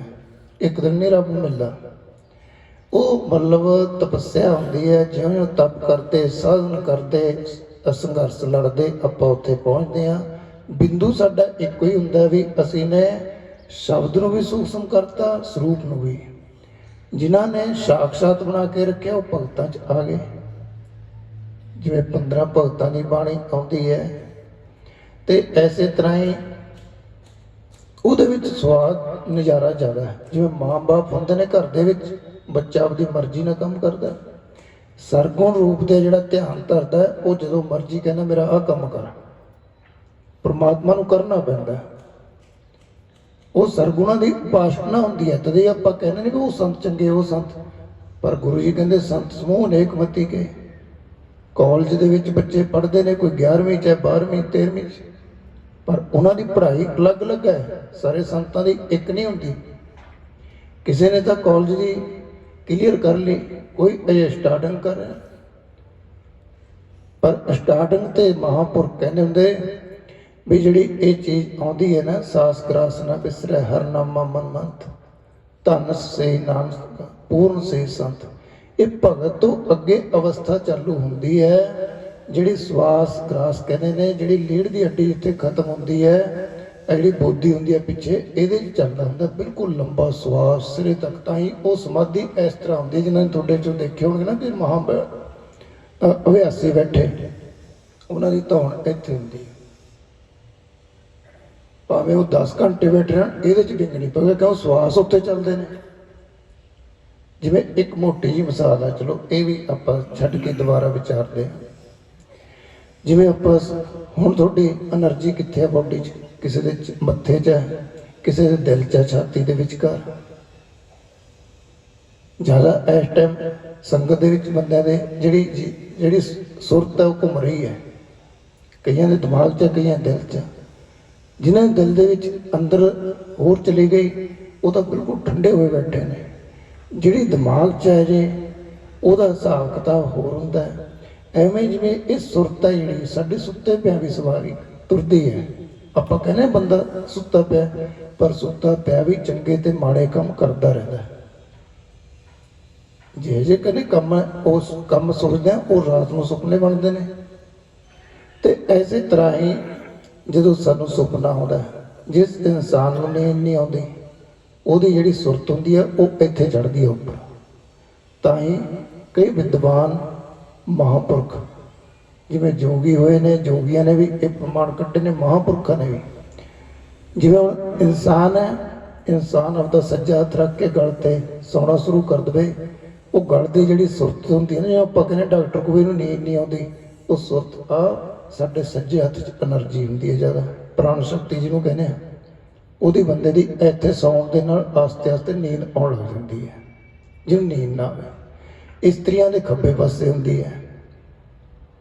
ਤੇ ਐਸੇ ਤਰ੍ਹਾਂ ਹੀ ਉਹ ਜੋ ਖੱਬੇ ਪਾਸੇ ਹੁੰਦੀ ਹੈ, ਉਸੇ ਚੀਜ਼ ਨੂੰ ਡਿਵੈਲਪ ਕਰਨ ਵਾਸਤੇ ਜਿਹੜਾ ਦਿਮਾਗ ਹੈ ਬੰਦੇ ਦਾ ਉੱਪਰ ਹੈ, ਇਸਤਰੀ ਦਾ ਥੋੜ੍ਹਾ ਪਿੱਛੇ ਹੈ।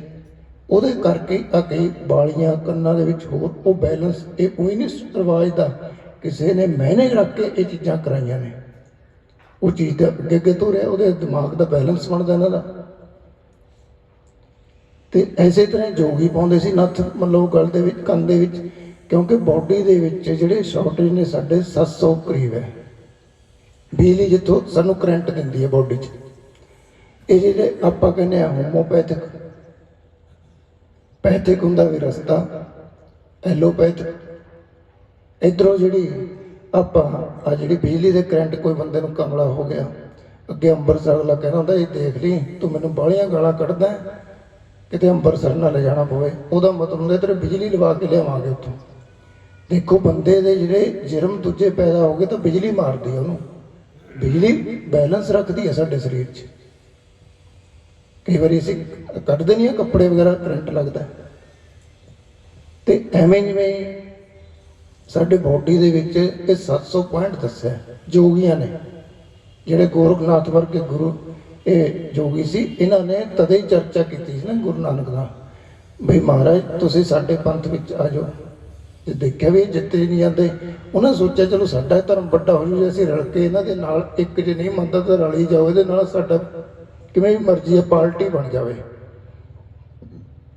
ਤੇ ਐਸੇ ਤਰ੍ਹਾਂ ਹੀ ਉਹਨਾਂ ਨੇ ਜਿਹੜੇ ਇਹ ਕੰਨਾਂ ਦੇ ਵਿੱਚ ਜਿਹੜੀ ਆ ਪੋਤਲੀ ਜਗ੍ਹਾ ਹੁੰਦੀ ਹੈ, ਇਹਦੇ ਵਿੱਚ ਉਹਨਾਂ ਦਾ ਜਿਹੜੇ ਮੁੰਦਰ ਪਾਉਣ ਦਾ ਕਾਰਨ ਸੀ, ਇਹਦਾ ਮਤਲਬ ਵੀ ਕਰੰਟ ਪੁਆਇੰਟ ਵਧਾਉਣ ਵਾਸਤੇ ਹੁੰਦਾ ਹੈ। ਜਿਵੇਂ ਹੁਣ ਕਈ ਬੰਦੇ ਸੁਖਨਾ ਨਾੜੀ ਜਾਂ ਦਸਮ ਦੁਆਰ ਨਹੀਂ ਖੁੱਲ੍ਹਦਾ, ਉਹ ਕੀ ਕਰਦੇ, ਨੱਕ ਦੇ ਵਿੱਚ ਬਿਲਕੁਲ ਇੱਥੇ ਜਿੱਥੇ ਸਾਡੀ ਹੱਡੀ ਖਤਮ ਹੁੰਦੀ ਹੈ ਵਿੱਚ ਉਹਦੇ ਸੁਰਾਖ ਕਢਾਉਂਦੇ ਨੇ ਜਿਹੜੇ ਅਭਿਆਸੀ ਲੋਕ ਨੇ। ਉਹਦਾ ਕਾਰਨ ਕਿ ਜੇ ਤੁਸੀਂ ਉਹਦਾ ਸੁਖਮਨਾ, ਈੜਾ, ਪਿੰਗਲਾ ਨਾੜੀਆਂ ਬਾਰੇ ਇਹ ਸਾਰਾ ਗੁਰਬਾਣੀ 'ਚ ਲਿਖਿਆ ਹੋਇਆ ਹੈ। ਸਿੱਧ ਗੋਸ਼ਟ ਵਿੱਚ ਜਦ ਪੜ੍ਹੋਗੇ ਨਾ, ਜੋਗੀਆਂ ਨੇ ਚਰਚਾ ਕੀਤੀ, ਗੁਰੂ ਨਾਨਕ ਨੇ ਸਾਰਾ ਲਿਖਿਆ, ਪਰ ਉਹਦੇ 'ਚ ਇੱਕ ਟੂਪ ਅਖਤਰ ਕੀਤੀ ਹੈ, ਕਈਆਂ ਨੇ ਵਰਤਿਆ। ਉਹ ਜਦੋਂ ਅਸੀਂ ਉਸ ਨੂੰ ਖੋਲ੍ਹਦੇ ਹਾਂ ਨਸਾਂ ਨੂੰ, ਤਾਂ ਉਸ ਜਗ੍ਹਾ 'ਤੇ ਉਹਨੂੰ ਹੈਲਪ ਮਿਲਦੀ ਹੈ ਨਸਾਂ ਨੂੰ ਖੋਲ੍ਹਣ ਵਾਸਤੇ। ਤੇ ਐਸੇ ਤਰ੍ਹਾਂ ਹੀ ਇਹ ਜਿਹੜਾ ਅਭਿਆਸ ਹੈ, ਸਮਾਧੀ ਲਾ ਕੇ ਇਨਸਾਨ ਕਰਦੇ ਨੇ, ਪ੍ਰੇਮੀ ਜਨ ਕਰਦੇ ਨੇ ਆਪਦੀ ਅਵਸਥਾ ਮੁਤਾਬਕ। ਜਿਹੜਾ ਇਨਸਾਨ ਆਪਦੀ ਪੋਸਟ ਅੱਗੇ ਅੱਗੇ ਵਧਾਉਂਦਾ ਉਹ ਮਿਹਨਤ ਕਰਦਾ ਹੀ ਹੁੰਦਾ ਹੈ। ਤੇ ਇੱਧਰ ਜਿਹੜਾ ਸ਼ਬਦ ਆਉਂਦਾ ਹੈ, ਗੁਰਮੁਖ ਰੋਮ ਰੋਮ ਹਰਿ ਧਿਆਵੈ, ਇਹੋ ਜਿਹੇ ਗੁਰਬਾਣੀ 'ਚ ਪ੍ਰਮਾਣ ਆਉਂਦੇ ਨੇ। ਮਹਾਂਪੁਰਖਾਂ ਨੇ ਬੈਠ ਕੇ ਇਹੋ ਜਿਹੀ ਤਪੱਸਿਆ ਕੀਤੀ ਜਿਹੜੀ ਸਾਨੂੰ ਵੀ ਉਹ ਪ੍ਰੇਰਿਤ ਕਰਦੀ ਹੈ ਵੀ ਭਾਈ, ਜਿਵੇਂ ਕਈ ਬੰਦਿਆਂ ਨੂੰ ਇਹ ਹੁੰਦਾ ਨਾ ਵੀ ਗੁਰੂ ਗ੍ਰੰਥ ਸਾਹਿਬ ਮਹਾਰਾਜ ਤੋਂ ਬਗੈਰ ਕਿਸੇ ਨੇ ਮੰਨਣਾ ਨਹੀਂ, ਪਰ ਤੁਸੀਂ ਆਪਦੇ ਪ੍ਰਮਾਣ ਦੇਣਾ ਵੀ ਤੇਰੇ ਦਾਦੇ ਨੇ ਯਾਰ ਜ਼ਮੀਨ ਬਣਾਈ, ਤੇਰੇ ਦਾਦੇ ਨੇ ਪੁੱਠਾ ਕੰਮ ਨਹੀਂ ਕੀਤਾ, ਤੂੰ ਕਿੱਧਰੋਂ ਅੱਜ ਜੰਮ ਪਿਆ, ਤੂੰ ਪੁੱਠੇ ਕੰਮ ਕਰਨ ਵਾਲਾ। ਤੁਹਾਡੇ ਦਾ ਪ੍ਰਮਾਣ ਹੈਗੇ ਨੇ, ਗੁਰੂ ਜੀ ਦਾ ਕੋਈ ਪ੍ਰਮਾਣ ਨਹੀਂ। ਗੁਰੂ ਜੀ ਕਹਿੰਦੇ ਭਾਈ ਜਿਹਨੇ ਨਾਮ ਜਪਿਆ ਉਹਨਾਂ ਦੇ ਪ੍ਰਮਾਣ ਦਿਓ। ਕਹਿੰਦੇ ਮਹਾਰਾਜ ਉਹ ਕੌਣ ਨੇ, ਉਹ ਹੈ ਕੌਣ ਜਿਨ੍ਹਾਂ ਨੇ ਪ੍ਰਮਾਣ ਦਈਏ? ਗੁਰੂ ਜੀ ਕਹਿੰਦੇ ਹੈਗੇ ਨੇ, ਮੈਂ ਜਗ੍ਹਾ ਜਗ੍ਹਾ ਦਰਜ ਕੀਤਾ ਹੈ। ਆਪ ਉਹ ਆਪ ਜੀ ਨੇ ਬਾਣੀ ਜੋੜੀਏ ਇਹ ਫਰਮਾਨ ਕੀਤਾ ਹੈ। ਭਾਂਗ ਟੜੇ ਹਰ ਸੰਤ ਤੁਮਾਰੇ, ਜਿਨ ਕਰ ਧਨ ਹਰ ਨਾਮ ਜੀ। ਭਾਂਗ ਟੜੇ ਹਰ ਸੰਤ ਤੁਮਾਰੇ, ਜਿਨ ਕਰ ਧਨ ਹਰ ਨਾਮ ਜੀ। ਭਾਗ ਟੜੇ ਹਰ ਸੰਤ ਤੁਮਾਰੇ, ਜਿਨ ਕਰ ਧਨ ਹਰ ਨਾਮ ਜੀ। ਭਾਗ ਟੜੇ ਹਰ ਸੰਤ ਤੁਮਾਰੇ, ਜਿਨ ਕਰ ਧਨ ਹਰ ਨਾਮ ਜੀ।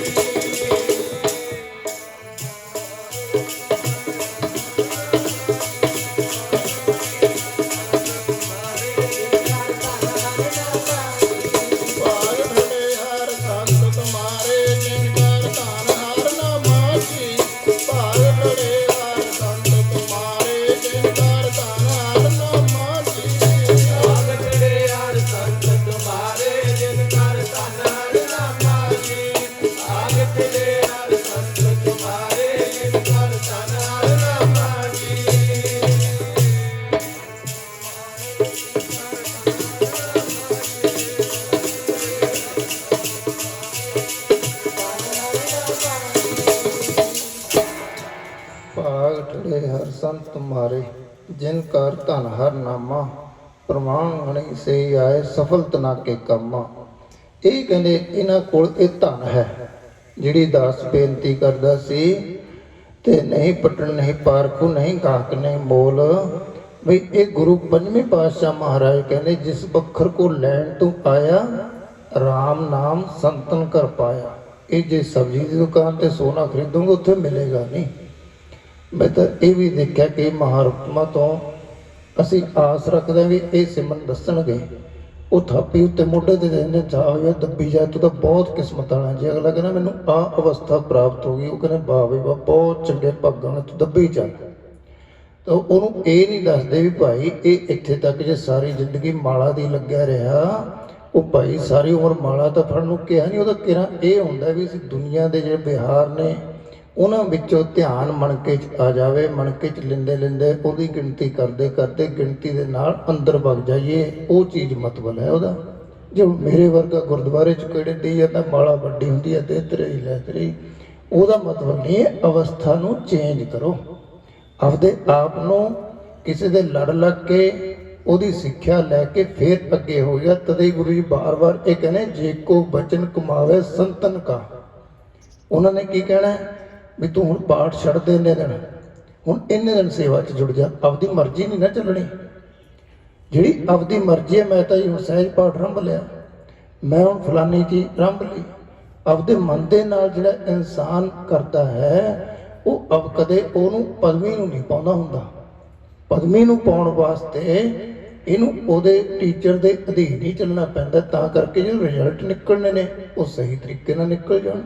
ਕਈ ਵਾਰੀ ਸਾਨੂੰ ਐ ਹੁੰਦਾ ਮੈਂ ਤਾਂ ਵਧੀਆ ਭਜਨ ਕਰਦਾ ਸੀ ਪਹਿਲਾਂ, ਹੁਣ ਨਹੀਂ ਮਨ ਲੱਗਦਾ। ਉਹਦਾ ਕਾਰਨ ਇਹ ਹੈ ਜਦੋਂ ਅਸੀਂ ਕਈ ਇਹ ਪੁਆਇੰਟਾਂ 'ਤੇ ਧਿਆਨ ਲਾਉਂਦੇ ਹਾਂ ਜਿਹਦੇ ਵਿੱਚ ਸਾਨੂੰ ਸਵਾਦ ਬਹੁਤ ਆਉਂਦਾ ਹੈ। ਪਰ ਅਸੀਂ ਨਾ ਪ੍ਰਾਇਮਰੀ ਪੜ੍ਹੀ ਹੁੰਦੀ ਹੈ, ਨਾ ਅੱਗੇ ਕਾਲਜ ਦਾ ਪੜ੍ਹਿਆ ਹੁੰਦਾ ਕੁਛ। ਹਾਈ ਸਕੂਲ ਦੇ ਵਿੱਚ ਸਿੱਧੇ ਬੈਠੇ ਹਾਂ। ਜਿਹੜੇ ਬੰਦੇ ਨੇ ਪ੍ਰਾਇਮਰੀ ਨਹੀਂ ਪੜ੍ਹੀ ਜਾਂ ਹਾਈ ਸਕੂਲ ਨਹੀਂ ਕਰਿਆ, ਉਹਨੂੰ ਤੁਸੀਂ ਕਿਹੜੇ ਹਿਸਾਬ ਨਾਲ ਨੌਕਰੀ ਤੇ ਲੱਗ ਜਾਵੇਗਾ? ਇਹ ਗੁਰੂ ਨਾਨਕ ਦੀ ਸਿੱਖਿਆ ਹੈ। ਗੁਰੂ ਨਾਨਕ ਕਹਿੰਦਾ ਕੋਈ ਮਰਜ਼ੀ ਆਓ, ਭਾਵੇਂ ਹਿੰਦੂ ਆਓ, ਮੁਸਲਿਮ ਆਓ, ਕੋਈ ਵੀ ਆਓ, ਪਰ ਉਹਦੇ ਹਿਰਦੇ ਵਿੱਚ ਕੀ ਹੋਣਾ ਚਾਹੀਦਾ ਹੈ? ਪ੍ਰੇਮ। ਤਦੇ ਹੀ ਕਹਿੰਦੇ ਮੈਨੂੰ ਕੋਈ ਮਤਲਬ ਨਹੀਂ ਤੁਸੀਂ ਗਾਉਣ ਵਾਲੇ ਹੋ ਜਾਂ ਕੀਰਤਨ ਕਰਨ ਵਾਲੇ ਹੋ, ਮੈਨੂੰ ਕੋਈ ਮਤਲਬ ਨਹੀਂ। ਜੇ ਮਤਲਬ ਹੈ ਤਾਂ ਪ੍ਰੇਮ ਦਾ ਹੈ। ਤਦੇ ਗੁਰੂ ਜੀ ਇਉਂ ਫਰਮਾਨ ਕਰਦੇ ਨੇ, ਤੈਨੂੰ ਰਾਗੀ ਨਾਤੀ ਵੇਦੀ ਸਾਰੇ ਗਾਉਂਦੇ ਨੇ, ਤੇਰਾ ਨੀ ਪ੍ਰੇਮ ਤੋਂ ਬਿਨਾ। ਤੈਨੂੰ ਰਾਗੀ ਨਾਤੀ ਵੇਦੀ ਸਾਰੇ ਗਾਉਂਦੇ ਨੇ, ਤੇਰਾ ਨੀ ਪ੍ਰੇਮ ਤੋਂ ਬਿਨਾ।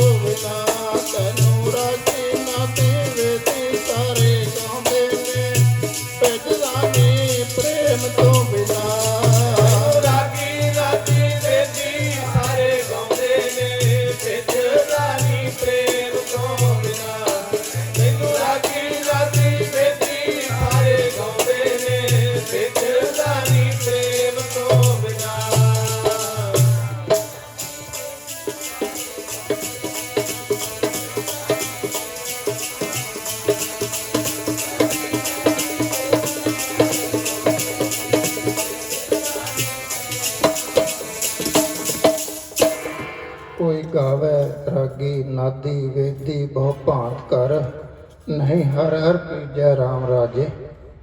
ਉਹਨੂੰ ਕਈ ਕਿਸਮ ਦੇ ਨਾਲ ਯਾਦ ਕਰਦੇ ਨੇ, ਪਰ ਪ੍ਰਮਾਤਮਾ ਦੀ ਸ਼ਰਤ ਇਹ ਹੈ ਵੀ ਪਿਆਰ ਪੈਦਾ ਹੋਵੇ। ਕਈ ਵਾਰੀ ਸਾਡੇ ਦਿਮਾਗ 'ਚ ਆਉਂਦਾ ਵੀ ਇਹ ਸਾਖੀ ਸੁਣੀ ਵੀ ਹੈ, ਕਈ ਵਾਰੀ ਸਾਡੇ ਦਿਮਾਗ 'ਚ ਆਉਂਦਾ ਦੂਜੇ ਪ੍ਰਚਾਰਕ ਕਹਿੰਦੇ ਨੇ ਸਾਖੀ ਸੁਣਾਉਂਦੇ ਨੇ, ਸਾਖੀ ਤੋਂ ਬਗੈਰ ਪਿਆਰ ਪੈਦਾ ਹੀ ਨਹੀਂ ਹੋ ਸਕਦਾ। ਤੇ ਜਿੰਨਾ ਟਾਈਮ ਆਟੇ ਨੂੰ ਮੁੱਕੀ ਨਾ ਲੱਗੇ, ਉਹਨਾਂ ਟਾਈਮ ਉਹਦਾ ਰੋਟੀ ਬਣ ਹੀ ਨਹੀਂ ਸਕਦੀ। ਗੁਰੂ ਜੀ ਕਹਿੰਦੇ ਪੜ੍ਹੀ ਜਾਓ, ਪਿਆਰ ਨਾ ਬਣਿਆ, ਨਾ ਪਿਆਰ ਬਣਨ ਕਰਕੇ ਉਹਦੇ 'ਚ ਲੇਸ ਨਹੀਂ ਹੈ, ਰੋਟੀ ਬਣ ਨਹੀਂ ਸਕਦੀ।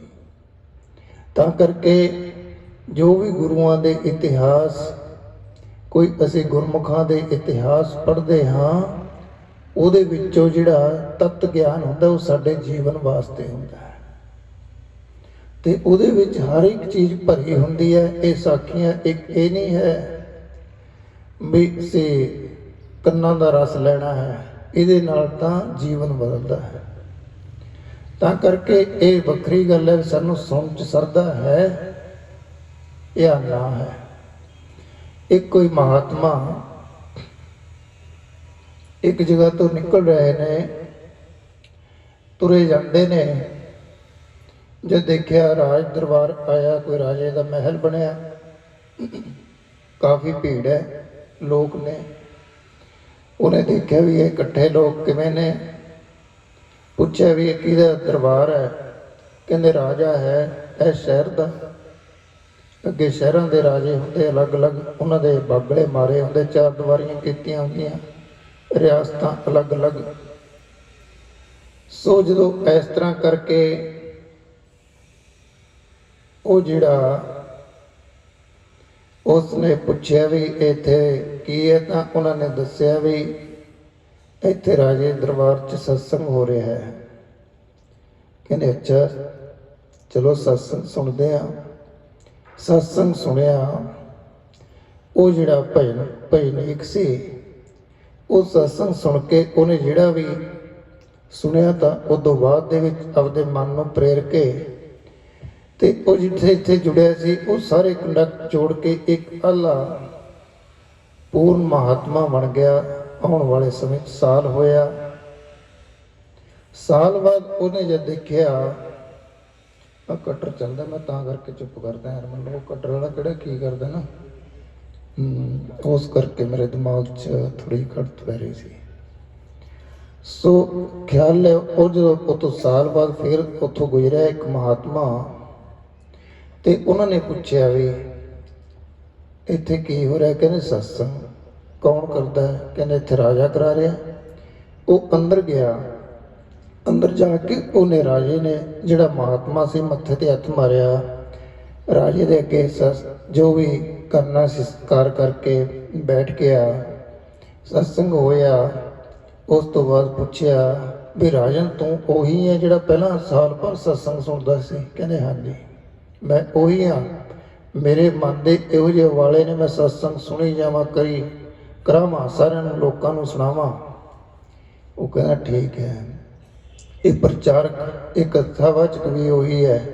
ਕਹਿੰਦੇ ਹਾਂ ਇਹ ਵੀ ਵਿਦਵਾਨ ਉਹੀ ਹੈ।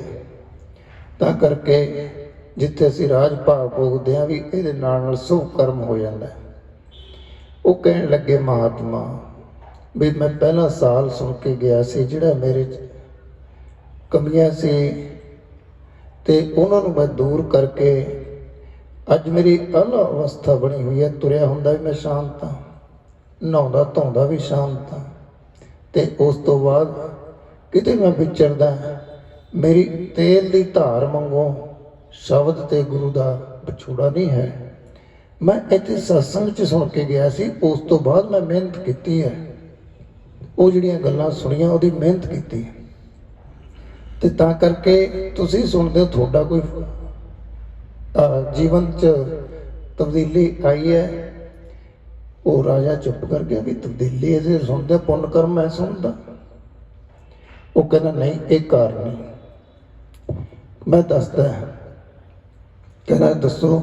ਕਹਿੰਦਾ ਰੱਸੀਆਂ ਮੰਗਾਓ, 2 ਰੱਸੀਆਂ ਮੰਗਾਤੀਆਂ। ਰੱਸੀਆਂ ਮੰਗਾ ਕੇ ਰਾਜੇ ਦੇ ਪਿੱਛੇ ਨੂੰ ਹੱਥ ਕਰਕੇ ਬੰਨ੍ਹ ਦਿੱਤੇ। ਉਸ ਤੋਂ ਜਿਹੜਾ ਵਿਦਵਾਨ ਸੀ ਉਹਦੇ ਵੀ ਪਿੱਛੇ ਹੱਥ ਕਰਕੇ ਬੰਨ੍ਹ ਦਿੱਤੇ। ਉਸ ਵੇਲੇ ਕਹਿਣ ਲੱਗੇ ਮਹਾਤਮਾ, ਕਹਿੰਦੇ ਭਾਈ ਵਿਦਵਾਨ ਨੂੰ ਵੀ ਰਾਜੇ ਦੇ ਹੱਥ ਖੋਲ ਦੇ। ਉਹ ਕਹਿੰਦਾ ਮੈਂ ਤਾਂ ਆਪ ਬੰਨਿਆ, ਮੈਂ ਹੱਥ ਖੋਲਦਾ। ਉਧਰ ਕਹਿੰਦੇ ਰਾਜਨ ਤੂੰ ਇਹਦੇ ਹੱਥ ਖੋਲ ਦੇ। ਕਹਿੰਦਾ ਜੀ ਮੈਂ ਵੀ ਬੰਨਿਆ ਹੋਇਆ, ਮੈਂ ਕਿਵੇਂ ਖੋਲਣਾ? ਇਹ ਤਾਂ ਸਾਰਿਆਂ ਨੂੰ ਪਤਾ, ਇਹ ਹੱਥ ਪਿੱਛੇ ਕਰਕੇ ਬੰਨਿਆ, ਹੁਣ ਦੂਜੇ ਦਾ ਹੱਥ ਕਿਵੇਂ ਖੋਲੇਗਾ? ਤੇ ਉਹ ਕਹਿੰਦੇ ਇਹ ਹੈ ਤੁਹਾਡੇ ਸਵਾਲ ਦਾ ਜਵਾਬ। ਤੁਸੀਂ ਆਪਸ ਵਿੱਚ ਵੱਜੇ ਹੋਏ ਹੋ। ਕਹਿੰਦੇ ਅਸੀਂ ਕਿਵੇਂ ਵੱਜੇ ਹੋਏ ਆ? ਆਦਾ ਤੁਸੀਂ ਬੰਨਿਆ। ਉਹ ਕਹਿੰਦੇ ਮੈਂ ਤਾਂ ਤੁਹਾਨੂੰ ਹੁਣ ਬੰਨਿਆ ਸਮਝਾਉਣ ਵਾਸਤੇ, ਤੁਸੀਂ ਉਹ ਵੀ ਪਹਿਲਾਂ ਵੀ ਬੰਨੇ ਹੋਏ ਹੋ। ਉਹ ਕਹਿੰਦੇ ਮਹਾਰਾਜ ਅਸੀਂ ਤਾਂ ਅਜੇ ਬੰਨੇ ਨਹੀਂ ਹੋਏ। ਕਹਿੰਦੇ ਕਿਉਂ ਨਹੀਂ ਬੰਨੇ? ਮੈਂ ਤਾਂ ਇੱਕ ਦਿਨ ਨਿਸ਼ਕਾਮ ਕੰਮ ਕਰਨ ਆਇਆ ਸੀ, ਸ਼ਬਦਾਂ ਨਾਲ ਸੁਣਨ ਵਾਸਤੇ, ਮੇਰਾ ਤਾਂ ਜੀਵਨ ਬਦਲ ਗਿਆ। ਤੇਰੇ ਤਾਂ ਮਨ 'ਚ ਇਹ ਹੈ ਮੈਂ ਸ਼ਹਿਰ ਦਾ ਰਾਜਾ, ਮੈਂ ਇਹ ਕੰਮ ਕਰਾ ਰਿਹਾ, ਤਨਖਾਹ ਤੇ ਬੰਨਿਆ ਹੋਇਆ। ਤੇ ਇਹ ਵਿਦਵਾਨ ਨੂੰ ਪੁੱਛ ਲਓ, ਤੁਸੀਂ ਇਹ ਸੋਚਦਾ ਮੈਂ ਤਾਂ ਤਨਖਾਹ ਲੈਣੀ, ਇਹਦੇ ਤੇ ਅਸਰ ਹੋਵੇ ਨਾ ਹੋਵੇ, ਕਹਿੰਦੇ ਤੁਸੀਂ ਦੋਨੇ ਇੱਕ ਦੂਜੇ ਪਾਸੋਂ ਬੰਨੇ ਹੋ, ਤੁਸੀਂ ਕਹਿ ਨਹੀਂ ਸਕਦੇ ਕਿ ਨੂੰ ਤਾੜ ਕੇ ਨਾ ਮਨ ਤੇ ਅਸਰ ਪਵੇ। ਤਾਂ ਕਰਕੇ ਮਨ ਨੂੰ ਵੀ ਕਹਿੰਦੇ ਸਮਝਾਉਣ ਵਾਸਤੇ ਤੇ ਇਹਨੂੰ ਪਹਿਲਾਂ ਗੰਗਾ ਦੇ ਨੀਰ ਵਰਗਾ ਹੋਣਾ ਪੈਂਦਾ ਹੈ, ਨਿਰਮਲ ਹੋਣਾ ਪੈਂਦਾ ਹੈ, ਭਾਵ ਸਾਫ਼ ਹੋਵੇ, ਜਿਵੇਂ ਸਾਫ਼ ਪਾਣੀ ਵਿੱਚ ਸਾਡਾ ਮੂੰਹ ਦਿਸਦਾ ਹੈ। ਭਗਤ ਕਬੀਰ ਜੀ ਵੀ ਕਹਿੰਦੇ ਨੇ, ਗੰਗਾ ਕੀ ਲਹਿਰ ਮੇਰੀ ਟੂਟੀ ਜੰਜੀਰ, ਮਿਰਗਸ਼ਾਲਾ ਪਰ ਬੈਠੇ ਕਬੀਰ। ਭਗਤ ਕਬੀਰ ਜੀ ਕਹਿੰਦੇ ਨੇ ਜਿਹੜਾ ਅਸ ਪ੍ਰਮਾਤਮਾ ਨੂੰ ਧਿਆਉਂਦੇ ਨੇ, ਉਹਨਾਂ ਦੀ ਹਰੇਕ ਚੀਜ਼ ਤੇ ਸਹਾਇਤਾ ਹੁੰਦੀ ਹੈ। ਜਿੱਥੇ ਵੀ ਉਹਨਾਂ ਨੂੰ ਕੋਈ ਇਹੋ ਹੀ ਦਿੱਕਤ ਆਉਂਦੀ ਹੈ, ਪ੍ਰਮਾਤਮਾ ਕਿਰਪਾ ਕਰਦਾ ਹੈ। ਤੇ ਜਦੋਂ ਇਹਨਾਂ ਦੇ, ਕਿਉਂਕਿ ਪ੍ਰਮਾਤਮਾ ਉਹਨਾਂ ਦੇ ਪ੍ਰੇਮ ਦੇ ਵਸੀਭੂਤ ਹੈ, ਉਹ ਪਿੱਛੇ ਜਿੱਧਰ ਵੀ ਜਾਂਦਾ, ਭਾਵੇਂ ਪਾਣੀ 'ਚ ਨੇ, ਭਾਵੇਂ ਉਹ ਆਕਾਸ਼ 'ਚ ਨੇ, ਕਿਤੇ ਵੀ ਹੈ ਉਹਦੀ ਸਹਾਇਤਾ ਹੁੰਦੀ ਹੈ। ਤਾਂ ਕਰਕੇ ਭਗਤ ਕਬੀਰ ਜੀ ਇਉਂ ਫਰਮਾਨ ਕਰਦੇ ਨੇ,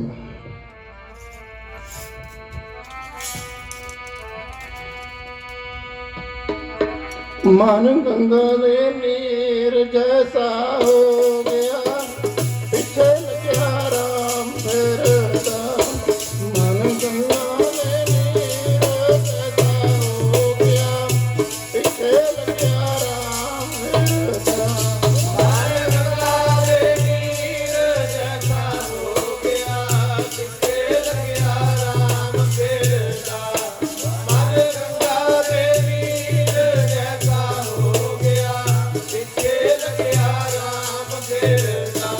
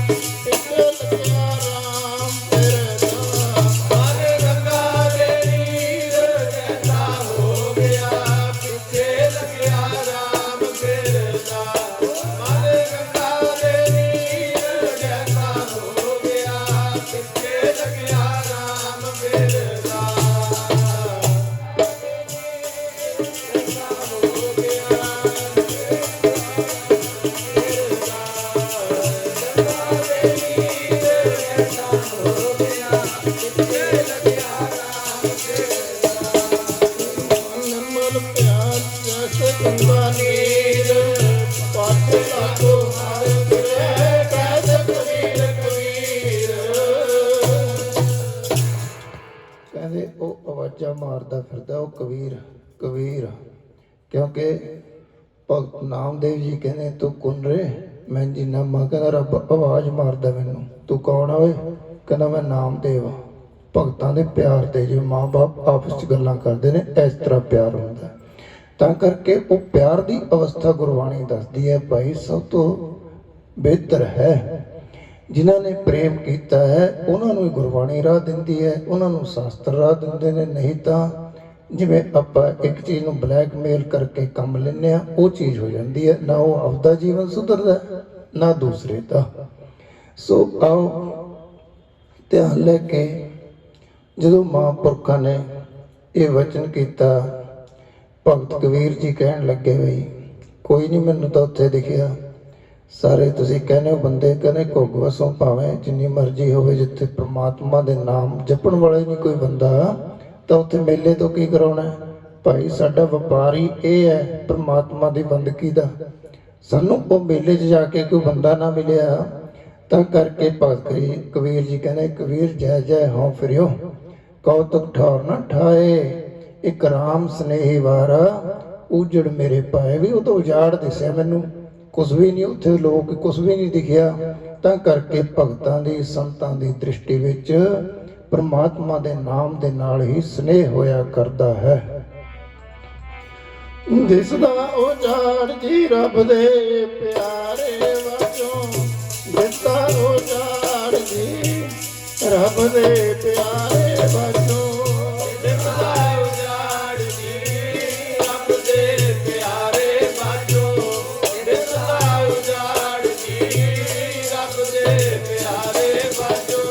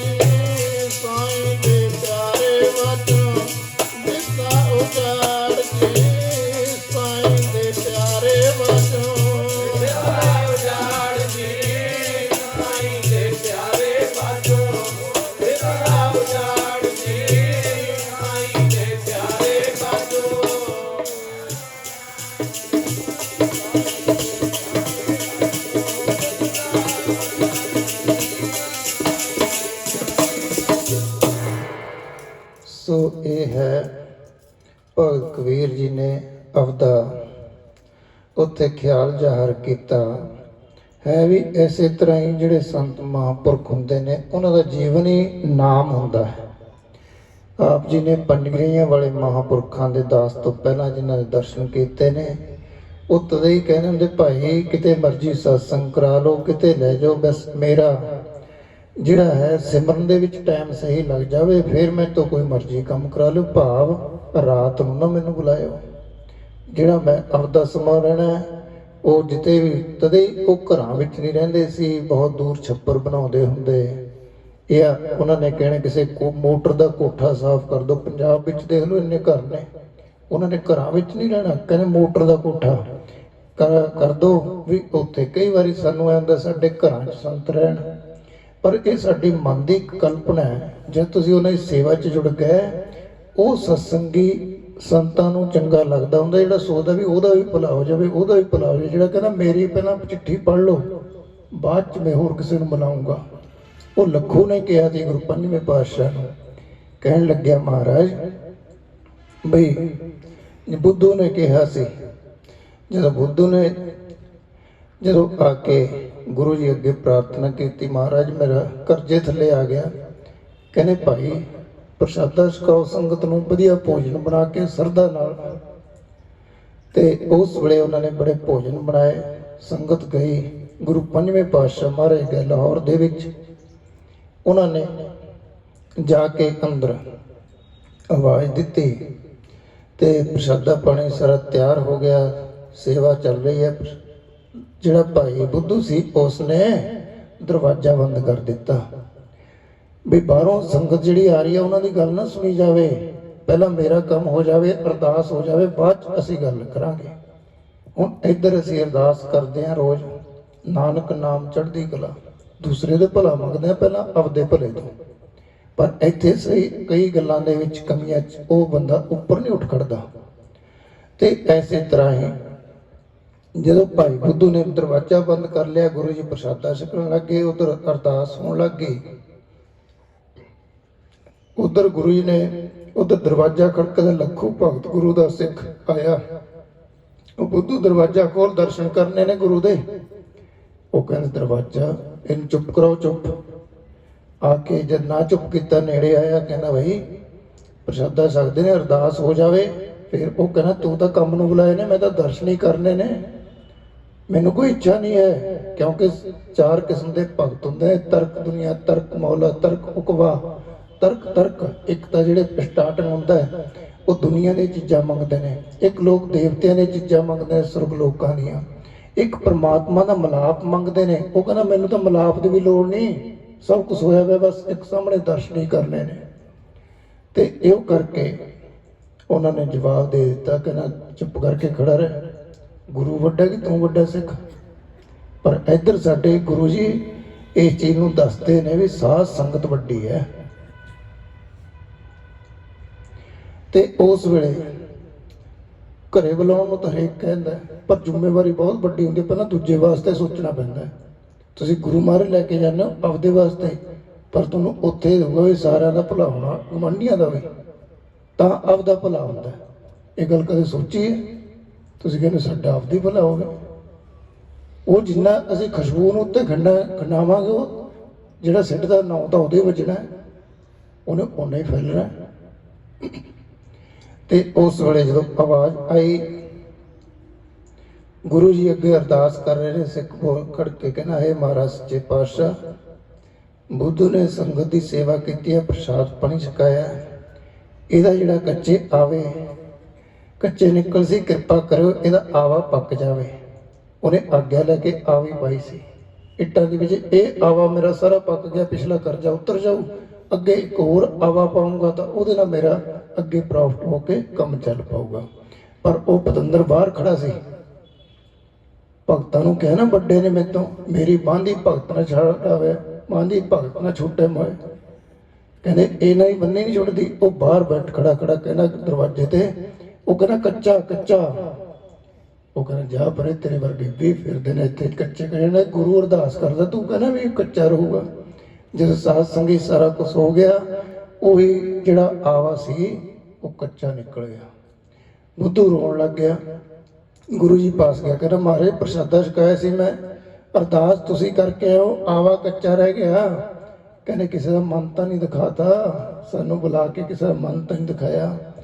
ਕਹਿੰਦਾ ਮਹਾਰਾਜ ਇੱਕ ਸੀਗਾ ਕੋਈ ਪੱਟ ਜੇ ਕੱਪੜੇ ਵਾਲਾ, ਮੈਲੇ ਜੇ ਪਏ ਫਿਰਦੇ, ਮੈਂ ਸੋਚਿਆ ਵੀ ਇਹਨੂੰ ਕੀ ਕਰਨਾ। ਕਹਿੰਦੇ ਉਹ ਕਹਿੰਦਾ ਸੀ ਵੀ ਕੋਈ ਭਾਵੇਂ ਅਰਦਾਸਾਂ ਕਰਾਈ ਜਾਂ ਪੱਕੀ ਜਾਂ ਪਰ ਰਹਿਣੀ ਨਹੀਂ, ਪੱਕੀ ਇਹਦਾ ਕੱਚਾ ਹੀ ਰਹੂਗਾ। ਕਹਿੰਦਾ ਤੂੰ ਮੇਰੇ ਦਰਸ਼ਨ ਕਰਾਏ ਮੈਨੂੰ। ਤੇ ਉਹ ਗੱਲ ਹੈ ਉੱਥੇ ਇਹੋ ਜਿਹੀ ਧਾਰਨਾ ਮਹਾਂਪੁਰਖ ਲਾਇਆ ਕਰਦੇ, ਕੱਚਾ ਰਹਿ ਗਿਆ ਪੁੱਤੂ ਤੇਰਾ ਆਵਾ, ਮਤਰਾਂ ਨੇ ਆ ਮਾਰ ਕੇ, ਕੱਚਾ ਰਹਿ ਗਿਆ ਪੁੱਤੂ ਤੇਰਾ ਆਵਾ, ਤੋ ਪੱਥਰਾਂ ਨੇ ਆ ਮਾਰ ਕੇ, ਰਹਿ ਗਿਆ ਪੁੱਤੂ ਤੇਰਾ ਆਵਾ, ਪੱਥਰਾਂ ਨੇ ਆ ਮਾਰ ਗਈ, ਕੱਚਾ ਰਹਿ ਗਿਆ ਪੁੱਤੂ ਤੇਰਾ ਆਵਾ, ਪੱਥਰਾਂ ਨੇ ਆ ਮਾਰ ਗਈ। ਤੇਰਾ ਆਵਾ ਪੱਥਰਾਂ ਦੀ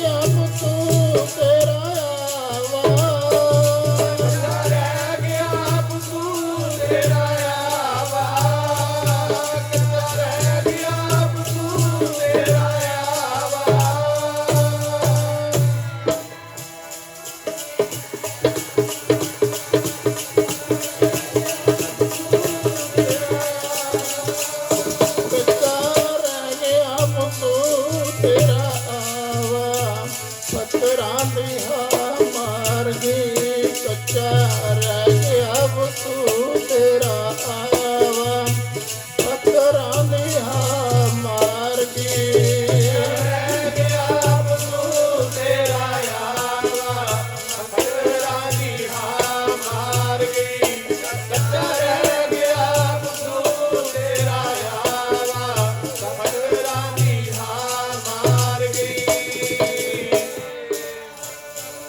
ਤੇਰਾ ਆਵਾ ਪੱਥਰਾਂ ਦੀ ਹਾਂ ਮਾਰ ਗਈ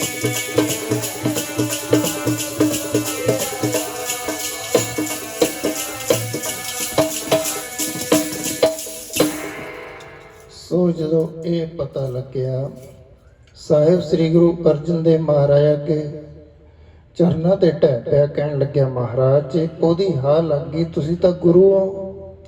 ਗੁਰੂ ਕਹਿੰਦਾ ਵੀ ਦੇਖ ਉਹ ਮੇਰਾ ਸਿੱਖ ਹੈ ਜਿਹਨੇ ਮੈਨੂੰ ਸਾਰਾ ਕੁਝ ਹੀ ਕੁਰਬਾਨ ਕਰ ਦਿੱਤਾ ਤਨ ਮਨ ਧਨ ਆਪਦੀ ਸਰੀਰ ਦੀ ਪ੍ਰਾਪਰਟੀ ਜਿਹੜੀ ਸੀ ਉਹਨੇ ਆਪਦੀ ਮੈਨੂੰ ਸਾਰੀ ਬਹਿ ਕਰ ਦਿੱਤੀ।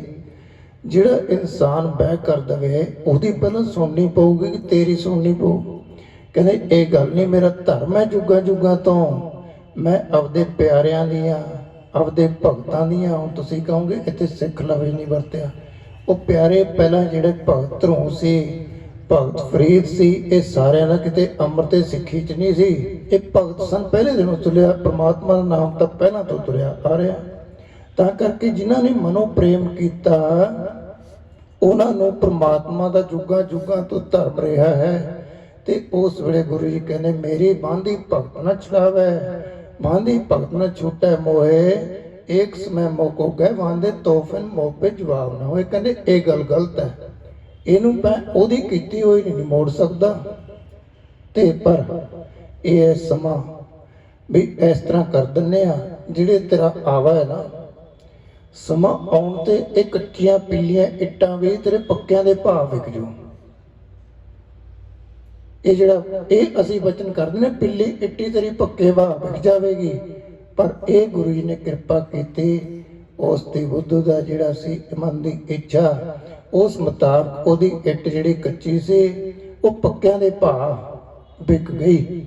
ਸੋ ਇਸ ਤਰ੍ਹਾਂ ਕਰਕੇ ਸਾਧ ਸੰਗੀ ਇਹ ਗੁਰੂਆਂ ਦਾ ਤੇ ਸਿੱਖ ਦਾ ਪ੍ਰੇਮ ਹੁੰਦਾ ਹੈ ਤਾਂ ਕਰਕੇ ਪ੍ਰੇਮ ਨੂੰ ਮਹੱਤਤਾ ਗੁਰੂ ਜੀ ਜਗ੍ਹਾ ਜਗ੍ਹਾ ਦਿੰਦੇ ਹਨ। ਦਾਸ ਨੇ ਵਿਚਾਰ ਸ਼ੁਰੂ ਕੀਤੀ ਸੀ ਵੱਡੇ ਮਹਾਂਪੁਰਖ ਵੀ ਛੋਟਿਆਂ ਦਾ ਕੰਮ ਇਹ ਸੀ ਵੱਡੇ ਬੰਦ ਕੀ ਕਰਦੇ ਸੀ ਜਿਨ੍ਹਾਂ ਦੇ ਆਪਾਂ ਦੀਵਾਨ ਸੁਣੇ ਨਾ ਸੰਤ ਮਹਾਰਾਜ ਰਣਜੀਤ ਸਿੰਘ ਜੀ ਇਹ ਵੀ ਇਹੀ ਚੀਜ਼ ਕਹਿੰਦੇ ਜੇ ਮੇਰੇ ਕੋਈ ਸਰੀਰ ਤੇ ਕੱਪੜਾ ਨਾ ਹੋਵੇ ਕਹਿੰਦੇ ਜੇ ਤੁਹਾਡੀ ਮਰਜ਼ਾਦਾ ਹੈ ਗੁਰੂ ਘਰ ਦੀ ਤਾਂ ਗੁਰੂ ਘਰ ਦੀ ਮਰਜ਼ਾਦਾ ਰੱਖਣ ਤੋਂ ਮੈਂ ਤਿਆਰ ਆ ਵੀ ਇਕੱਲਾ ਕਸ਼ਹਿਰਾ ਪਾ ਲਵਾਂ ਕਸ਼ਹਿਰੇ ਤੋਂ ਬਗੈਰ ਮੈਂ ਹੋਰ ਚੀਜ਼ ਨਹੀਂ ਰੱਖਣੀ ਚਾਹੁੰਦਾ। ਤੇ ਉਸ ਵੇਲੇ ਸੰਤ ਮਹਾਰਾਜ ਰਾੜੇ ਸਾਹਿਬ ਵਾਲੇ ਕਹਿਣ ਲੱਗੇ ਸਿੱਖਿਆ ਦਿੱਤੀ ਕਿਉਂਕਿ ਫਕੀਰੀ ਜੀਵਨ ਬਤੀਤ ਕਰਨਾ ਸੀ ਕਿਉਂ ਗੁਰੂ ਜਿਹੜਾ ਫਕੀਰ ਹੁੰਦਾ ਹੈ ਉਹ ਆਪਦੇ ਪੱਲੇ ਨਹੀਂ ਬੰਨਦਾ ਕੁਛ ਉਹਨੂੰ ਕੋਈ ਇੱਛਾ ਨਹੀਂ ਹੁੰਦੀ ਤਾਂ ਕਰਕੇ ਜਦੋਂ ਇਹ ਵਚਨ ਕੀਤਾ ਰਾੜੇ ਸਾਹਿਬ ਵਾਲੇ ਮਹਾਂਪੁਰਖਾਂ ਨੇ ਇਹਨਾਂ ਦੇ ਨਾਲ ਸੰਤ ਮਹਾਰਾਜ ਨਰਾਇਣ ਸਿੰਘ ਜੀ ਜਿਨ੍ਹਾਂ ਨੇ ਬਾਲਪੁਰ ਸਰੀਰ ਛੱਡਿਆ ਉਹ ਮਹਾਂਪੁਰਖ ਇਹਨਾਂ ਦੇ ਨਾਲ ਜੋੜੇ। ਇਹਨਾਂ ਦਾ ਕੰਮ ਸੀ ਭਗਤੀ ਦੀਆਂ ਗੱਲਾਂ ਕਰਨੀਆਂ ਕੀਰਤਨ ਕਰਨਾ ਹੋਰ ਕੰਮ ਦੇ ਵਿੱਚ ਇੰਟਰਸਟ ਨਹੀਂ ਸੀ। ਜਿਹੜੇ ਇਨਸਾਨ ਨੇ ਕੋਈ ਕੰਮ ਕਰਨਾ ਹੈ ਤੇ ਉਹ ਬਾਬਾ ਨਰਾਇਣ ਸਿੰਘ ਜੀ ਕਰਾਉਂਦੇ ਹੁੰਦੇ ਸੀ ਜਿਨ੍ਹਾਂ ਨੇ ਬਾਲਪੁਰ ਸਰੀਰ ਛੱਡਿਆ ਉਹ ਵੀ ਪੂਰਨ ਮਹਾਤਮਾ ਸੀ। ਸਨ 1982 ਵਿੱਚ ਛੱਡਿਆ ਉਹਨਾਂ ਨੇ ਸਰੀਰ। ਉਸ ਤੋਂ ਬਾਅਦ ਇਹਨਾਂ ਨੇ ਕਾਰਜ ਆਸਤੇ ਆਸਤੇ ਅੱਗੇ ਆਪ ਵਧਾਏ ਤਾਂ ਕਰਕੇ ਸਾਧ ਸੰਗੀ ਜਿਹੜੇ ਇਹ ਚੀਜ਼ ਹੈ ਮਹਾਂਪੁਰਖਾਂ ਦੀ ਹੋਤੀ ਮਰਦਾਨ ਦੀ ਪੀੜ੍ਹੀ ਗੁਰੂ ਦਸਵੇਂ ਪਾਤਸ਼ਾਹ ਮਹਾਰਾਜ ਤੋਂ ਚੱਲੀ। ਭਾਈ ਦਇਆ ਸਿੰਘ ਨੇ ਪਹਿਲਾ ਸੀਸ ਦੇ ਕੇ ਅੰਮ੍ਰਿਤ ਦੀ ਦਾਤ ਪੰਜੇ ਪਿਆਰਿਆਂ ਨੇ ਆਪਦੇ ਸੀਸ ਦੇ ਕੇ ਅੰਮ੍ਰਿਤ ਦੀ ਦਾਤ ਲਈ। ਉਹੀ ਅੰਮ੍ਰਿਤ ਦੀ ਦਾਤ ਤੇ ਨਾਮ ਦੀ ਦਾਤ ਗੁਰੂ ਘਰ ਦੇ ਵਿੱਚੋਂ ਪ੍ਰਾਪਤ ਹੁੰਦੀ ਹੈ। ਕੱਲ ਨੂੰ ਵੀ ਅੰਮ੍ਰਿਤ ਵਾਸਤੇ ਸਾਰੇ ਪ੍ਰੇਮੀ ਜਿਨ੍ਹਾਂ ਨੇ ਅੰਮ੍ਰਿਤਪਾਨ ਕਰਨਾ ਹੈ ਉਹ ਆਪਣਾ ਮਨ ਬਣਾ ਕੇ ਇਸ ਸਮੇਂ ਨੂੰ ਸੰਭਾਲ ਕੇ ਗੁਰੂ ਵਾਲੇ ਬਣ ਕੇ ਆਪਾਂ ਜੀਵਨ ਬਤੀਤ ਕਰੀਏ। ਤਾਂ ਇਹ ਨਹੀਂ ਪਤਾ ਸਾਡਾ ਅੰਤ ਸਮਾਂ ਕਦੋਂ ਆ ਜਾਣਾ ਹੈ।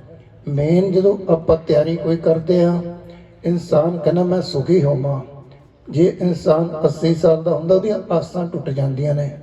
ਹੁਣ ਸਾਡੇ ਪੰਜਾਬ ਦੇ ਵਿੱਚ ਜਿਹੜਾ ਮੁੱਖ ਮੰਤਰੀ ਹੈ ਉਹ ਵਿਚਾਰਾ ਵਿਰਧ ਦੂਜੇ ਵਾਰ ਦਰਵਾਜ਼ੇ ਖੜਕਾਉਂਦੇ ਰਹਿੰਦੇ ਨੇ ਉਹਦੀ ਆਪਦੀ ਇੱਛਾ ਸ਼ਾਂਤ ਨੇ, ਦੂਜੇ ਸਾਰੇ ਸ਼ਾਂਤ ਬੈਠੇ ਨੇ। ਤੇ ਐਸੇ ਤਰ੍ਹਾਂ ਹੀ ਉਮਰ ਦੇ ਨਾਲ ਇਹ ਚੀਜ਼ਾਂ ਹੁੰਦੀਆਂ ਨੇ। ਤੇ ਇਸ ਤਰ੍ਹਾਂ ਗੁਰੂ ਜੀ ਕਹਿੰਦੇ ਭਾਈ ਇਹ ਜਿਹੜਾ ਸਮਾਂ ਪਤਾ ਨਹੀਂ ਕਦੋਂ ਆ ਕੇ ਉਸ ਨੇ ਪਰਮਾਤਮਾ ਵੱਲੋਂ ਇਨਸਾਨ ਨੂੰ ਹੁਕਮ ਆ ਜਾਣਾ, ਇਹਨੂੰ ਇਹ ਸੰਸਾਰ ਛੱਡਣਾ ਪੈਂਦਾ ਹੈ। ਤਾਂ ਕਰਕੇ ਇਹ ਜਿਹੜਾ ਗੁਰੂ ਵਾਲਾ ਬਣਦਾ ਇਨਸਾਨ, ਉਹ ਇਹਦੀ ਦਰਗਾਹ ਦੇ ਵਿੱਚ ਰਜਿਸਟਰ ਤੇ ਲਿਖਿਆ ਜਾਂਦਾ ਵੀ ਤੂੰ ਗੁਰੂ ਵਾਲਾ ਬਣ ਗਿਆ ਤੇ ਤੇਰੀ ਬਾਂਹ ਗੁਰੂ ਫੜੇਗਾ। ਇਹਦਾ ਮਤਲਬ ਇਹ ਹੈ, ਸਵਾਦ ਕਰਕੇ ਅਸੀਂ ਆਪਦੀ ਸੰਸਥਾ ਨਹੀਂ ਬਣਾਉਂਦੇ, ਅੰਮ੍ਰਿਤ ਛਕਣਾ ਨਾ ਛਕਣਾ ਸਟੇਰਿੰਗ ਤੁਹਾਡੀ ਜ਼ਿੰਦਗੀ ਦਾ ਤੁਹਾਡੇ ਕੋਲ ਹੈ। ਪਰ ਇਹ ਹੈ ਗੁਰੂ ਨਾਨਕ ਦੇ 10ਵੇਂ ਪਾਤਸ਼ਾਹ ਜੋ ਆਪਣੇ ਭਲੇ ਵਾਸਤੇ ਕੌਤਕ ਕੀਤੇ, ਇਹ ਸਾਡਾ ਬੱਚਿਆਂ ਦਾ ਇੱਕ ਦੂਜਾ, ਆਪਾਂ ਸਾਰੇ ਬੱਚੇ ਆ ਗੁਰੂ ਦੇ, ਤੇ ਆਪਾਂ ਨੇ ਇੱਕ ਦੂਜੇ ਨੂੰ ਪ੍ਰੇਰ ਕੇ ਉਹ ਵਚਨ ਕਹਿੰਦੇ ਰਹਿਣਾ। ਜਿਵੇਂ ਘਰ ਦੇ ਵਿੱਚ ਇੱਕ ਸ਼ਰਾਬੀ ਹੁੰਦਾ, ਨਸ਼ੇ ਆ, ਉਹਨੂੰ ਦੂਜੇ ਕਹਿੰਦੇ ਰਹਿੰਦੇ ਨੇ ਮਾਂ ਬਾਪ ਤੇਰੇ ਭਾਈ ਇਹ ਗੱਲ ਚੰਗੀ ਨਹੀਂ। ਉਹਦੀ ਭੈਣ ਆਉਂਦੀ ਆ, ਉਹ ਕਹਿੰਦੇ ਭਾਈ ਤੂੰ ਸ਼ਰਾਬ ਛੱਡ, ਤੇਰੇ ਨਿਆਣੇ ਬਰਾਬਰ ਦੇ ਹੋ ਗਏ। ਉਹ ਤੀਜਾ ਆ ਜਾਂਦਾ, ਭੂਆ ਆ ਗਈ, ਨਾ ਭਾਈ ਤੂੰ ਇਹ ਹੁਣ ਕਦ ਸੁਧਰੇਗਾ, ਤੇਰੀ ਉਮਰ ਵਧੇਰੀ ਹੋਈ। ਕਿਉਂਕਿ ਮਾਂ ਬਾਪ ਵੀ ਕਹਿ ਕੇ ਹੰਬਲ ਨੇ, ਸਾਰੇ ਕਹਿੰਦੇ ਨੇ, ਅਗਲਾ ਕਹਿੰਦਾ ਖਬਰ ਇਹਦੇ ਕਹੇ ਤੇ ਹੋ ਜਾਵੇ। ਤਾਂ ਕਰਕੇ ਇਹ ਗੁਰੂ ਨਾਨਕ ਦਾ ਡੱਗਾ ਹੈ, ਆਪਾਂ ਨੇ ਸਾਰਿਆਂ ਨੇ ਵਜਾਉਣਾ। ਸਾਰਿਆਂ ਦਾ ਫਰਜ਼ ਹੈ ਜਿਹੜੇ ਗੁਰੂ ਨਾਲ ਜੁੜੇ ਹੋ, ਦੂਸਰਿਆਂ ਨੂੰ ਪ੍ਰੇਰ ਕੇ ਜੋੜਨਾ ਹੈ। ਹੁਣ ਸਮਾਂ ਨਹੀਂ ਯਾਦ ਦਿੰਦਾ, ਮੈਂ ਤੁਹਾਡੇ 10 ਮਿੰਟ ਵੱਧ ਲੈ ਗਿਆ। ਵੈਸੇ ਮੈਨੂੰ ਥੋੜਾ ਜੋਸ਼ ਜਿਹਾ ਹੋਰ ਆ ਗਿਆ ਸੀਗਾ, ਫਿਰ ਮੈਂ ਰੋਕ ਲਿਆ ਵੀ ਛੱਡੋ ਪਰ ਯਾਰ ਰੋਜ਼ ਹੀ ਆਪਾਂ ਦੇ ਕੰਮ ਚੱਲਣਾ। ਜੋਸ਼ ਪਤਾ ਕੀ ਆਇਆ ਸੀਗਾ, ਵੱਡੇ ਮਾਰੇ ਨੇ ਉਹ ਜਰਾੜੇ ਆਸਾ ਵਾਲੇ ਨੂੰ ਨਾ ਸਾਰੇ ਜਿੰਦੇ ਲਾ ਦੇ 4 ਸਵੇਰੇ, ਵੱਡੇ ਵੱਡੇ ਤਾਲੇ ਆਪਣੇ ਮਹਾਂਪੁਰਖਾਂ ਨੂੰ। ਕਹਿੰਦੇ ਇਹਨਾਂ ਨੂੰ ਮਿਲ ਨਹੀਂ ਦਿੰਦੇ, ਕਹਿੰਦੇ ਹੁਣ ਸੰਤਾਂ ਦੇ ਨੇੜੇ ਜਾ ਕੇ ਦਿਖਾਵੇ। ਜਿਵੇਂ ਲੱਖੂ ਨੂੰ ਉਹਨੇ ਦਰਵਾਜ਼ਾ ਬੰਦ ਕਰਤਾ, ਕਹਿੰਦੇ ਹੁਣ ਲਾ ਕੇ ਦਿਖਾਏ ਸਾਰੇ ਤਾਲੇ। ਸੰਤ ਮਾਰੇ ਉਧਰ ਕਿਸੇ ਪ੍ਰੇਮੀ ਗਏ, ਬੀਬੀ ਸਮਿੱਤਰ ਸੀ ਇੱਕ ਮਸਤਾਨੀ ਮਾਈ, ਉਹਨੂੰ ਕਹਿੰਦੇ ਭਾਈ ਇੱਕ ਕੋਈ ਸੇਠ ਸੀ, ਸਾਖੀ ਸੁਣਾਉਣ ਲੱਗ ਗਏ ਸੰਗਤ ਦੇ ਵਿੱਚ। ਜਾਣੀ ਹੁਣ ਜਿਹੜਾ ਉਸ ਜਗ੍ਹਾ ਤੇ ਹੁੰਦਾ ਉਹ ਆਪੇ ਸਮਝ ਜਾਂਦਾ ਹੈ। ਕਹਿੰਦੇ ਇੱਕ ਸੇਠ ਸੀ, ਉਹਨੇ ਬਹੁਤ ਵਧੀਆ ਜਗ੍ਹਾ ਬਣਾਈ, ਬਣਾ ਕੇ ਇੱਕ ਪਾਸੇ ਤਾਂ ਕਹਿੰਦੇ ਉਹਨੇ ਵੱਡਾ ਸਾਰਾ ਕੁੱਤਾ ਬੰਨ੍ਹਤਾ ਵੀ ਇੱਧਰੋਂ ਨਾ ਕੋਈ ਬੰਦਾ ਵੜੇ। ਇੱਕ ਪਾਸੇ ਮੁੱਛਾਂ ਨੂੰ ਵੱਟ ਦੇ ਕੇ ਕੋਈ ਚੰਗਾ ਕਹਿੰਦੇ ਫੌਜੀ ਕਢਾ ਦਿੱਤਾ ਵੀ ਤੂੰ ਬੰਦੇ ਨੂੰ ਕਿਸੇ ਗੇਟ ਨੂੰ ਹੱਥ ਵੀ ਨਾ ਲਾਵੇ। ਦੂਜੇ ਤੇ ਕਹਿੰਦੇ ਇੱਕ ਪਾਸੇ ਉਸ ਨੇ ਕੋਈ ਮਤਲਬ ਕਹਿੰਦੇ ਬਘਿਆੜ ਬੰਨ੍ਹ ਦਿੱਤਾ। ਦੂਜੇ ਸ਼ੇਰ ਕਹਿੰਦੇ ਚਾਰੇ ਦਰਵਾਜ਼ੇ ਬੰਦ ਕਰਤੇ, ਭਾਈ ਸੇਠ ਭਾਈ ਇਕੱਲਾ ਅੰਦਰ, ਨਾ ਸੇਠ ਬਾਹਰ ਨਿਕਲ ਸਕੇ, ਨਾ ਉਹਨੂੰ ਮਿਲਣ ਵਾਲੇ ਆ ਸਕਣ। ਇੰਨੀ ਗੱਲ ਕਹਿ ਕੇ ਹੱਸ ਪਏ। ਉਧਰ ਸੰਤ ਮਹਾਰਾਜ ਦਾ ਸੁਨੇਹਾ ਇਹਨਾਂ ਕੋਲ ਵਾਕਿਆ ਵੀ ਮਿਲਣਾ ਸੰਤ ਮਹਾਰਾਜ ਵੀ ਚਾਹੁੰਦੇ ਨੇ, ਕਿ ਦੋਨੇ ਪਾਸੇ ਖਿੱਚ ਹੁੰਦੀ ਹੈ ਨਾ। ਮਿਲਣਾ ਸੰਤ ਮਹਾਰਾਜ ਵੀ ਚਾਹੁੰਦੇ ਨੇ, ਮਿਲਣਾ ਉਹਨਾਂ ਦਾ ਭਗਤ ਵੀ ਚਾਹੁੰਦਾ ਹੈ। ਉਹਨਾਂ ਕੋਲ ਸੁਨੇਹਾ ਲਾ ਦਿੱਤਾ, ਉਹਨਾਂ ਨੇ ਕਹਿੰਦੇ ਹੁਣ ਭਗਤ ਨੂੰ ਸੁਨੇਹਾ ਲਾ ਦਿਓ, ਹੁਣ ਸੰਤਾਂ ਦੇ ਦਰਸ਼ਨ ਅੱਗੇ ਮੰਗੋ ਨਹੀਂ ਹੋਣੇ, ਲਾਈਨ 'ਚ ਖੜਨਾ ਪਿਆ ਕਰੂ। ਤੇ ਉਹ ਉਹਨਾਂ ਨੇ ਅੱਗੋਂ ਸੁਨੇਹਾ ਲਾਇਆ, ਕਹਿੰਦੇ ਉਹ ਤਾਂ ਭਾਈ ਮੇਰੇ ਕੋਲ ਹੀ ਹੈ, ਕਹਿੰਦੇ ਤੁਹਾਨੂੰ ਪਤਾ ਨਹੀਂ ਹੈ। ਕਹਿੰਦੇ ਭਗਵਾਨ ਕ੍ਰਿਸ਼ਨ ਸੀ, ਭਗਵਾਨ ਕ੍ਰਿਸ਼ਨ ਦੀਆਂ ਜਿਹੜੀਆਂ ਰਾਣੀਆਂ ਸੀ ਉਹ ਸਾਰੀਆਂ ਇੱਕ ਦੂਜੇ ਨਾਲ ਲੜਦੀਆਂ ਸੀ। ਉਹ ਕਹਿੰਦੀ ਭਗਵਾਨ ਕ੍ਰਿਸ਼ਨ ਮੇਰੇ ਮਹਿਲਾਂ 'ਚ ਸੀ ਰਾਤ। ਉਹ ਕਹਿੰਦੀ ਹੈ ਝੂਠ, ਮੇਰੇ ਮੂੰਹ ਤੇ ਬੋਲੀ ਨਾ ਤਾਂ ਮੇਰੇ ਮਹਿਲਾਂ 'ਚ ਸੀ।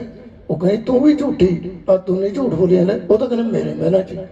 ਉਹ ਕਹਿੰਦੇ ਜੇ ਭਗਵਾਨ ਕ੍ਰਿਸ਼ਨ ਤੁਸੀਂ ਬੰਦਾ ਸਮਝਦੇ ਤਾਂ ਬੰਦੇ ਵਾਲੇ ਇੱਕ ਜਗ੍ਹਾ ਹੀ ਹੋ, ਜੇ ਪਰਮਾਤਮਾ ਸਮਝੋ ਸਾਰੇ ਹੀ ਆ। ਆਪਣੇ ਮਹਾਂਪੁਰਖਾਂ ਨੇ ਇਹ ਸੁਨੇਹਾ ਲਾ ਦਿੱਤਾ ਵੀ ਉਹਨੂੰ ਸਾਖੀ ਸੁਣਾ ਦਈਏ ਸਾਰੀ। ਤੇ ਐ ਕਰਕੇ ਵੀ ਸੰਤ ਮਹਾਰਾਜ ਤੁਹਾਡੇ ਕੋਲ ਵੀ ਨਹੀਂ, ਸਾਡੇ ਕੋਲ ਵੀ ਨਹੀਂ, ਤਾਂ ਭਾਈ ਦੂਰ ਹੈ ਹੀ ਨਹੀਂ। ਤਾਂ ਕਰਕੇ ਮੈਂ ਫਿਰ ਚੀਜ਼ ਨੂੰ ਇਹ ਪੂਰਾ ਨਹੀਂ ਤੁਹਾਨੂੰ ਖੋਲ ਕੇ ਦੱਸਿਆ, ਕਿਉਂਕਿ ਇਸ ਤਰ੍ਹਾਂ ਥੋੜ੍ਹਾ ਜਿਹਾ ਤੁਹਾਨੂੰ ਇਸ਼ਾਰਾ ਹੀ ਕੀਤਾ ਵੀ ਆਹ ਚੀਜ਼ ਇਸ ਤਰ੍ਹਾਂ ਹੋਈ ਸੀ। ਆਓ ਹੁਣ ਸਮਾਂ ਇਜਾਜ਼ਤ ਨਹੀਂ ਦਿੰਦਾ, ਸੋ ਹੁਣ ਸਾਰਿਆਂ ਨੇ ਆਨੰਦ ਸਾਹਿਬ ਦੇ ਪਾਠ ਸੁਣਨਾ ਹੈ ਤੇ ਨਾਲ ਫਿਰ ਗੁਰਸੂਤਰ ਵਿੱਚ ਗੱਜ ਵਰ ਕੇ ਬੋਲਣਾ। ਮੈਂ ਰੋਜ਼ ਬੇਨਤੀ ਕਰਦਾ, ਗੁਰਸੂਤਰ ਦਾ ਮਤਲਬ ਇਹ ਹੁੰਦਾ ਵੀ ਅਸੀਂ ਸਾਰੇ ਦਸੇ ਗੁਰੂਆਂ ਨੂੰ ਮੱਥਾ ਟੇਕ ਕੇ ਵੀ ਇਹ ਕਹਿਣਾ ਹੈ ਮਹਾਰਾਜ ਜਿਹੜਾ ਸੁਣਿਆ ਸਾਡੀ ਝੋਲੀ 'ਚ ਪਾਈ, ਸਾਡੇ ਹਿਰਦਿਆਂ 'ਚ ਨਿਵਾਸ ਕਰ ਜਾਵੇ। ਇਹ ਨਹੀਂ ਹੁੰਦਾ ਵੀ ਭੋਗ ਪੈਣ ਲੱਗੇ ਚਲੋ ਵੀ ਜੁੱਤੀ ਨਾ ਗਵਾਚ ਲੈ ਲਈਏ, ਉਹ ਕੰਮ ਨਹੀਂ ਹੈ। ਤੇ ਹੁਣ ਤੁਹਾਡੀ ਹਾਜ਼ਰੀ ਇਹਦੇ 'ਚ ਲੱਗਣੀ, ਅਰਦਾਸ ਆਪਾਂ ਹੁਣ ਗੁਰੂ ਦੀ ਜਣੀ ਆਰਤੀ ਉਤਾਰਨੀ ਹੈ ਸਿੱਧੇ ਲਫ਼ਜ਼ਾਂ 'ਚ।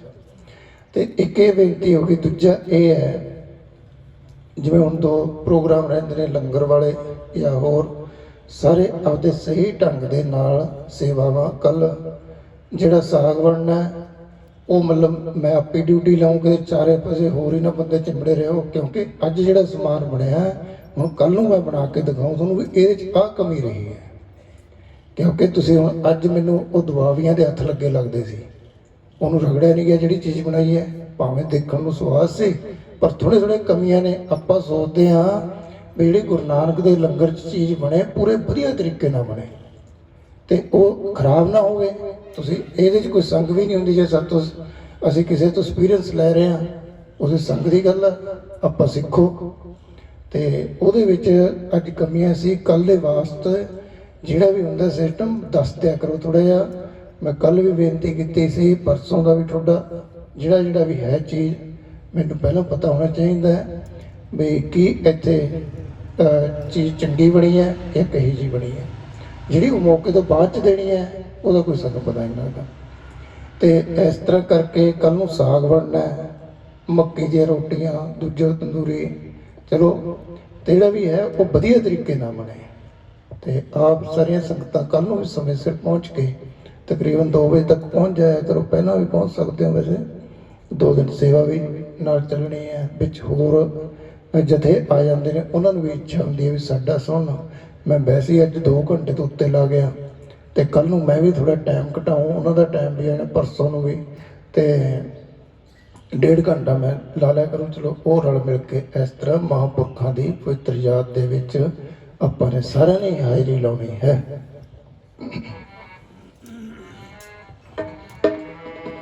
ਰਾਮ ਕਲੀ ਮਹਿਲਾ ਤੀਜਾ। ਆਨੰਦ ਇੱਕ ਓੰਕਾਰ ਸਤਿਗੁਰ ਪ੍ਰਸਾਦ।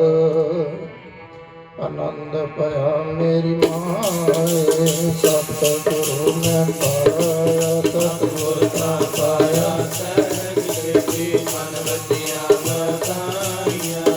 ਰਾਗ ਰਤਨ ਪਰਵਾਰ ਪਰਿਆ ਸ਼ਬਦ ਗਾਵਣ ਆਇਆ, ਸ਼ਬਦੋ ਤਾਂ ਗਾਵੋ ਹਰਿ ਤੇਰਾ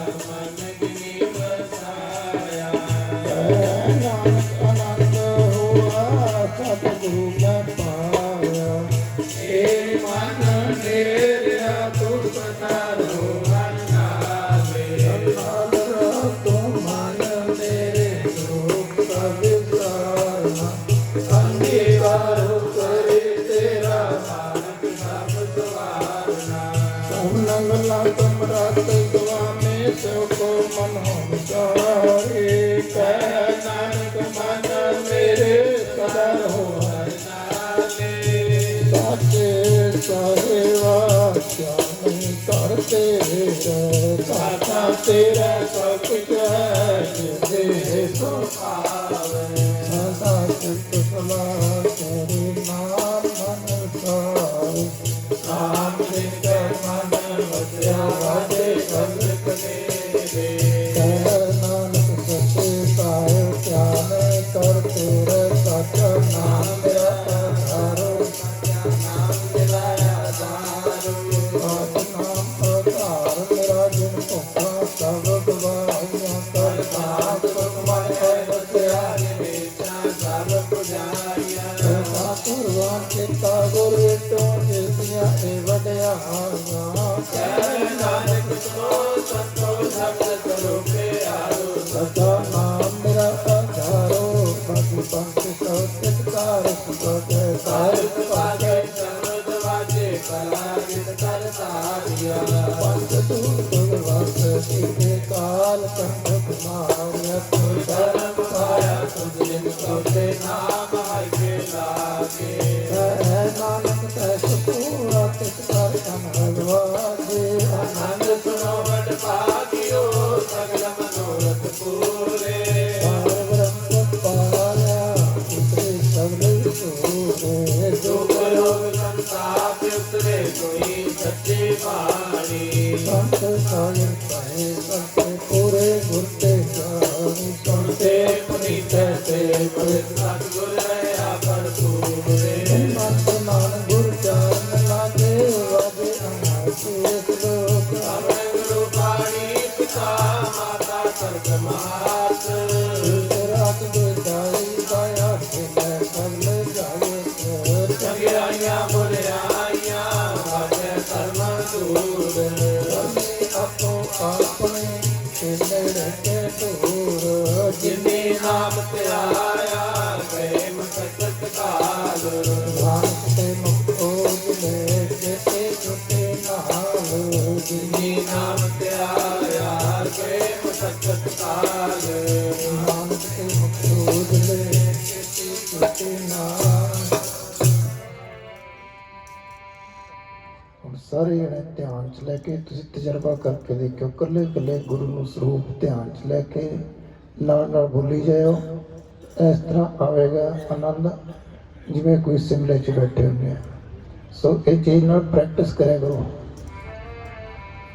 ਧਨ ਹੈ, ਧਨ ਹੈ, ਧਨ ਹੈ ਗੁਰੂ ਨਾਨਕ ਸਾਹਿਬ, ਧਨ ਹੈ।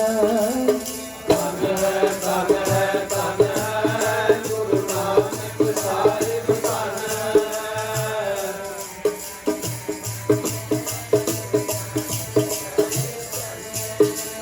ਧਨ ਹੈ, ਧਨ ਧਨ ਹੈ ਗੁਰੂ ਅੰਗਦ ਸਾਹਿਬ ਜੀ, ਧਨ ਹੈ। ਧਨ ਹੈ, ਧਨ ਹੈ, ਧਨ ਹੈ ਗੁਰੂ ਅੰਗਦ ਸਾਹਿਬ ਜੀ, ਧਨ ਹੈ।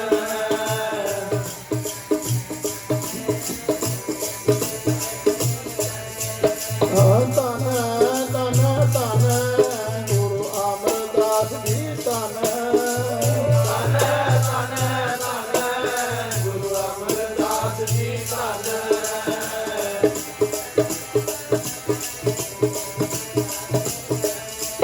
ਧਨ ਹੈ, ਧਨ ਹੈ, ਧਨ ਹੈ ਗੁਰੂ ਰਾਮਦਾਸ ਜੀ, ਧਨ ਹੈ। ਧਨ ਹੈ, ਧਨ ਹੈ, ਧਨ ਹੈ ਗੁਰੂ ਰਾਮਦਾਸ ਜੀ, ਧਨ ਹੈ।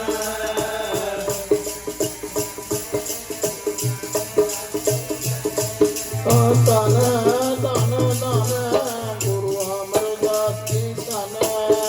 ਧਨ ਹੈ, ਧਨ ਹੈ ਗੁਰੂ ਅਰਜਨ ਸਾਹਿਬ, ਧਨ ਹੈ। ਗੁਰੂ ਅਰਜਨ ਸਾਹਿਬ, ਧਨ ਹੈ। ਧਨ ਹੈ, ਧਨ ਹੈ, ਧਨ ਹੈ ਗੁਰੂ ਹਰਗੋਬਿੰਦ ਸਾਹਿਬ, ਧਨ ਹੈ। ਧਨ ਹੈ, ਧਨ ਹੈ, ਧਨ ਹੈ ਗੁਰੂ ਹਰਗੋਬਿੰਦ ਸਾਹਿਬ, ਧਨ ਹੈ।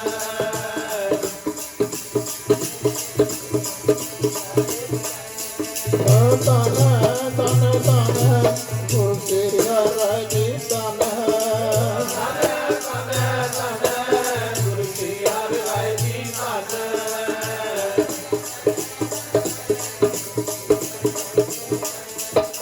ਧਨ ਹੈ, ਧਨ ਹੈ, ਧਨ ਹੈ ਗੁਰੂ ਤੇਗ ਬਹਾਦਰ ਜੀ, ਧਨ ਹੈ।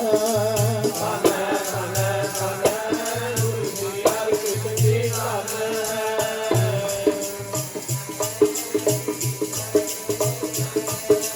ਧਨ ਹੈ, ਧਨ, ਧਨ ਹੈ ਗੁਰੂ ਤੇਗ ਬਹਾਦਰ ਸਾਹਿਬ, ਧਨ ਹੈ। ਧਨ ਹੈ, ਧਨ ਹੈ, ਧਨ ਹੈ ਗੁਰੂ ਤੇਗ ਬਹਾਦਰ ਸਾਹਿਬ, ਧਨ ਹੈ।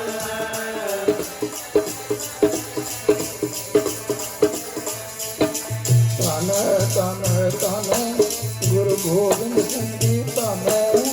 ਧਨ ਹੈ, ਧਨ ਹੈ, ਧਨ ਹੈ ਗੁਰੂ ਗੋਬਿੰਦ ਸਿੰਘ ਜੀ, ਧਨ ਹੈ।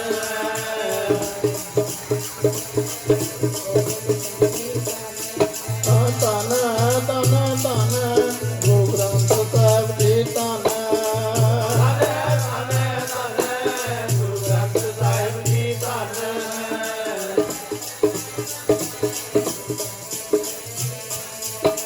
ਧਨ ਹੈ, ਧਨ ਹੈ, ਧਨ ਹੈ ਤੇਰਾ ਪੰਥ ਖਾਲਸਾ, ਧਨ ਹੈ। ਧਨ ਹੈ, ਧਨ ਹੈ, ਧਨ ਹੈ ਤੇਰਾ ਪੰਥ ਖਾਲਸਾ, ਧਨ ਹੈ।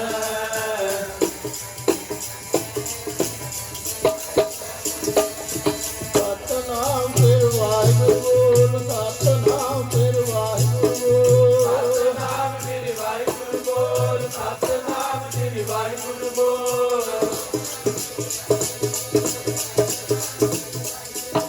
ਵਾਹਿਗੁਰੂ ਵਾਹਿਗੁਰੂ ਵਾਹਿਗੁਰੂ ਬੋਲ, ਵਾਹਿਗੁਰੂ ਵਾਹਿਗੁਰੂ ਵਾਹਿਗੁਰੂ ਬੋਲ। ਵਾਹਿਗੁਰੂ ਵਾਹਿਗੁਰੂ ਵਾਹਿਗੁਰੂ ਬੋਲ, ਵਾਹਿਗੁਰੂ ਵਾਹਿਗੁਰੂ ਵਾਹਿਗੁਰੂ ਬੋਲ। ਵਾਹਿਗੁਰੂ ਵਾਹਿਗੁਰੂ ਵਾਹਿਗੁਰੂ ਬੋਲ। ਵਾਹਿਗੁਰੂ ਵਾਹਿਗੁਰੂ ਬੋਲ ਪਿਆਰਿਆ, ਤੇਰਾ ਪਿਆਰਾ ਲੱਗੇਗਾ ਬੋਲ ਪਿਆਰਿਆ।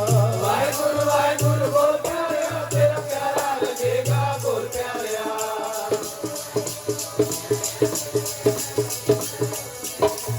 ਵਾਹਿਗੁਰੂ ਵਾਹਿਗੁਰੂ ਬੋਲ ਪਿਆਰਿਆ, ਤੇਰਾ ਮਿੱਠਾ ਲੱਗੇਗਾ ਬੋਲ ਪਿਆਰਿਆ। ਵਾਹਿਗੁਰੂ ਵਾਹਿਗੁਰੂ ਬੋਲ ਪਿਆਰਿਆ, ਤੇਰਾ ਮਿੱਠੜਾ ਲੱਗੇਗਾ ਬੋਲ ਪਿਆਰਿਆ।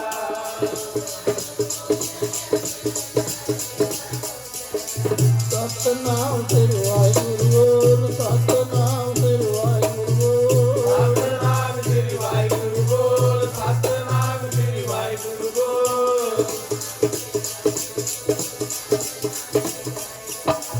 ਵਾਹਿਗੁਰੂ ਬੋਲ ਕਰੇ ਨਾ ਡੋਲ, ਵਾਹਿਗੁਰੂ ਬੋਲ ਕਰੇ ਨਾ ਡੋਲ। ਵਾਹਿਗੁਰੂ ਬੋਲ ਕਦੇ ਨਾ ਡੋਲ, ਵਾਹਿਗੁਰੂ ਬੋਲ ਕਦੇ ਨਾ ਡੋਲ।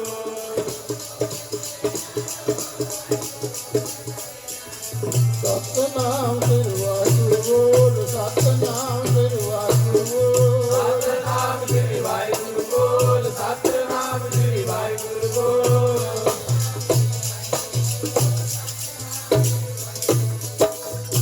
ਵਾਹਿਗੁਰੂ ਜੀ ਕਾ ਖਾਲਸਾ, ਵਾਹਿਗੁਰੂ ਜੀ ਕੀ ਫਤਿਹ। ਤੋਂ ਠਾਕੁਰ ਤੋਂ ਅਰਦਾਸ ਜੀਉ ਪਿੰਡ ਸਭ ਮਾਤ ਪਿਤਾ ਹਮ ਵਾਰਿਕ ਤੇਰੇ।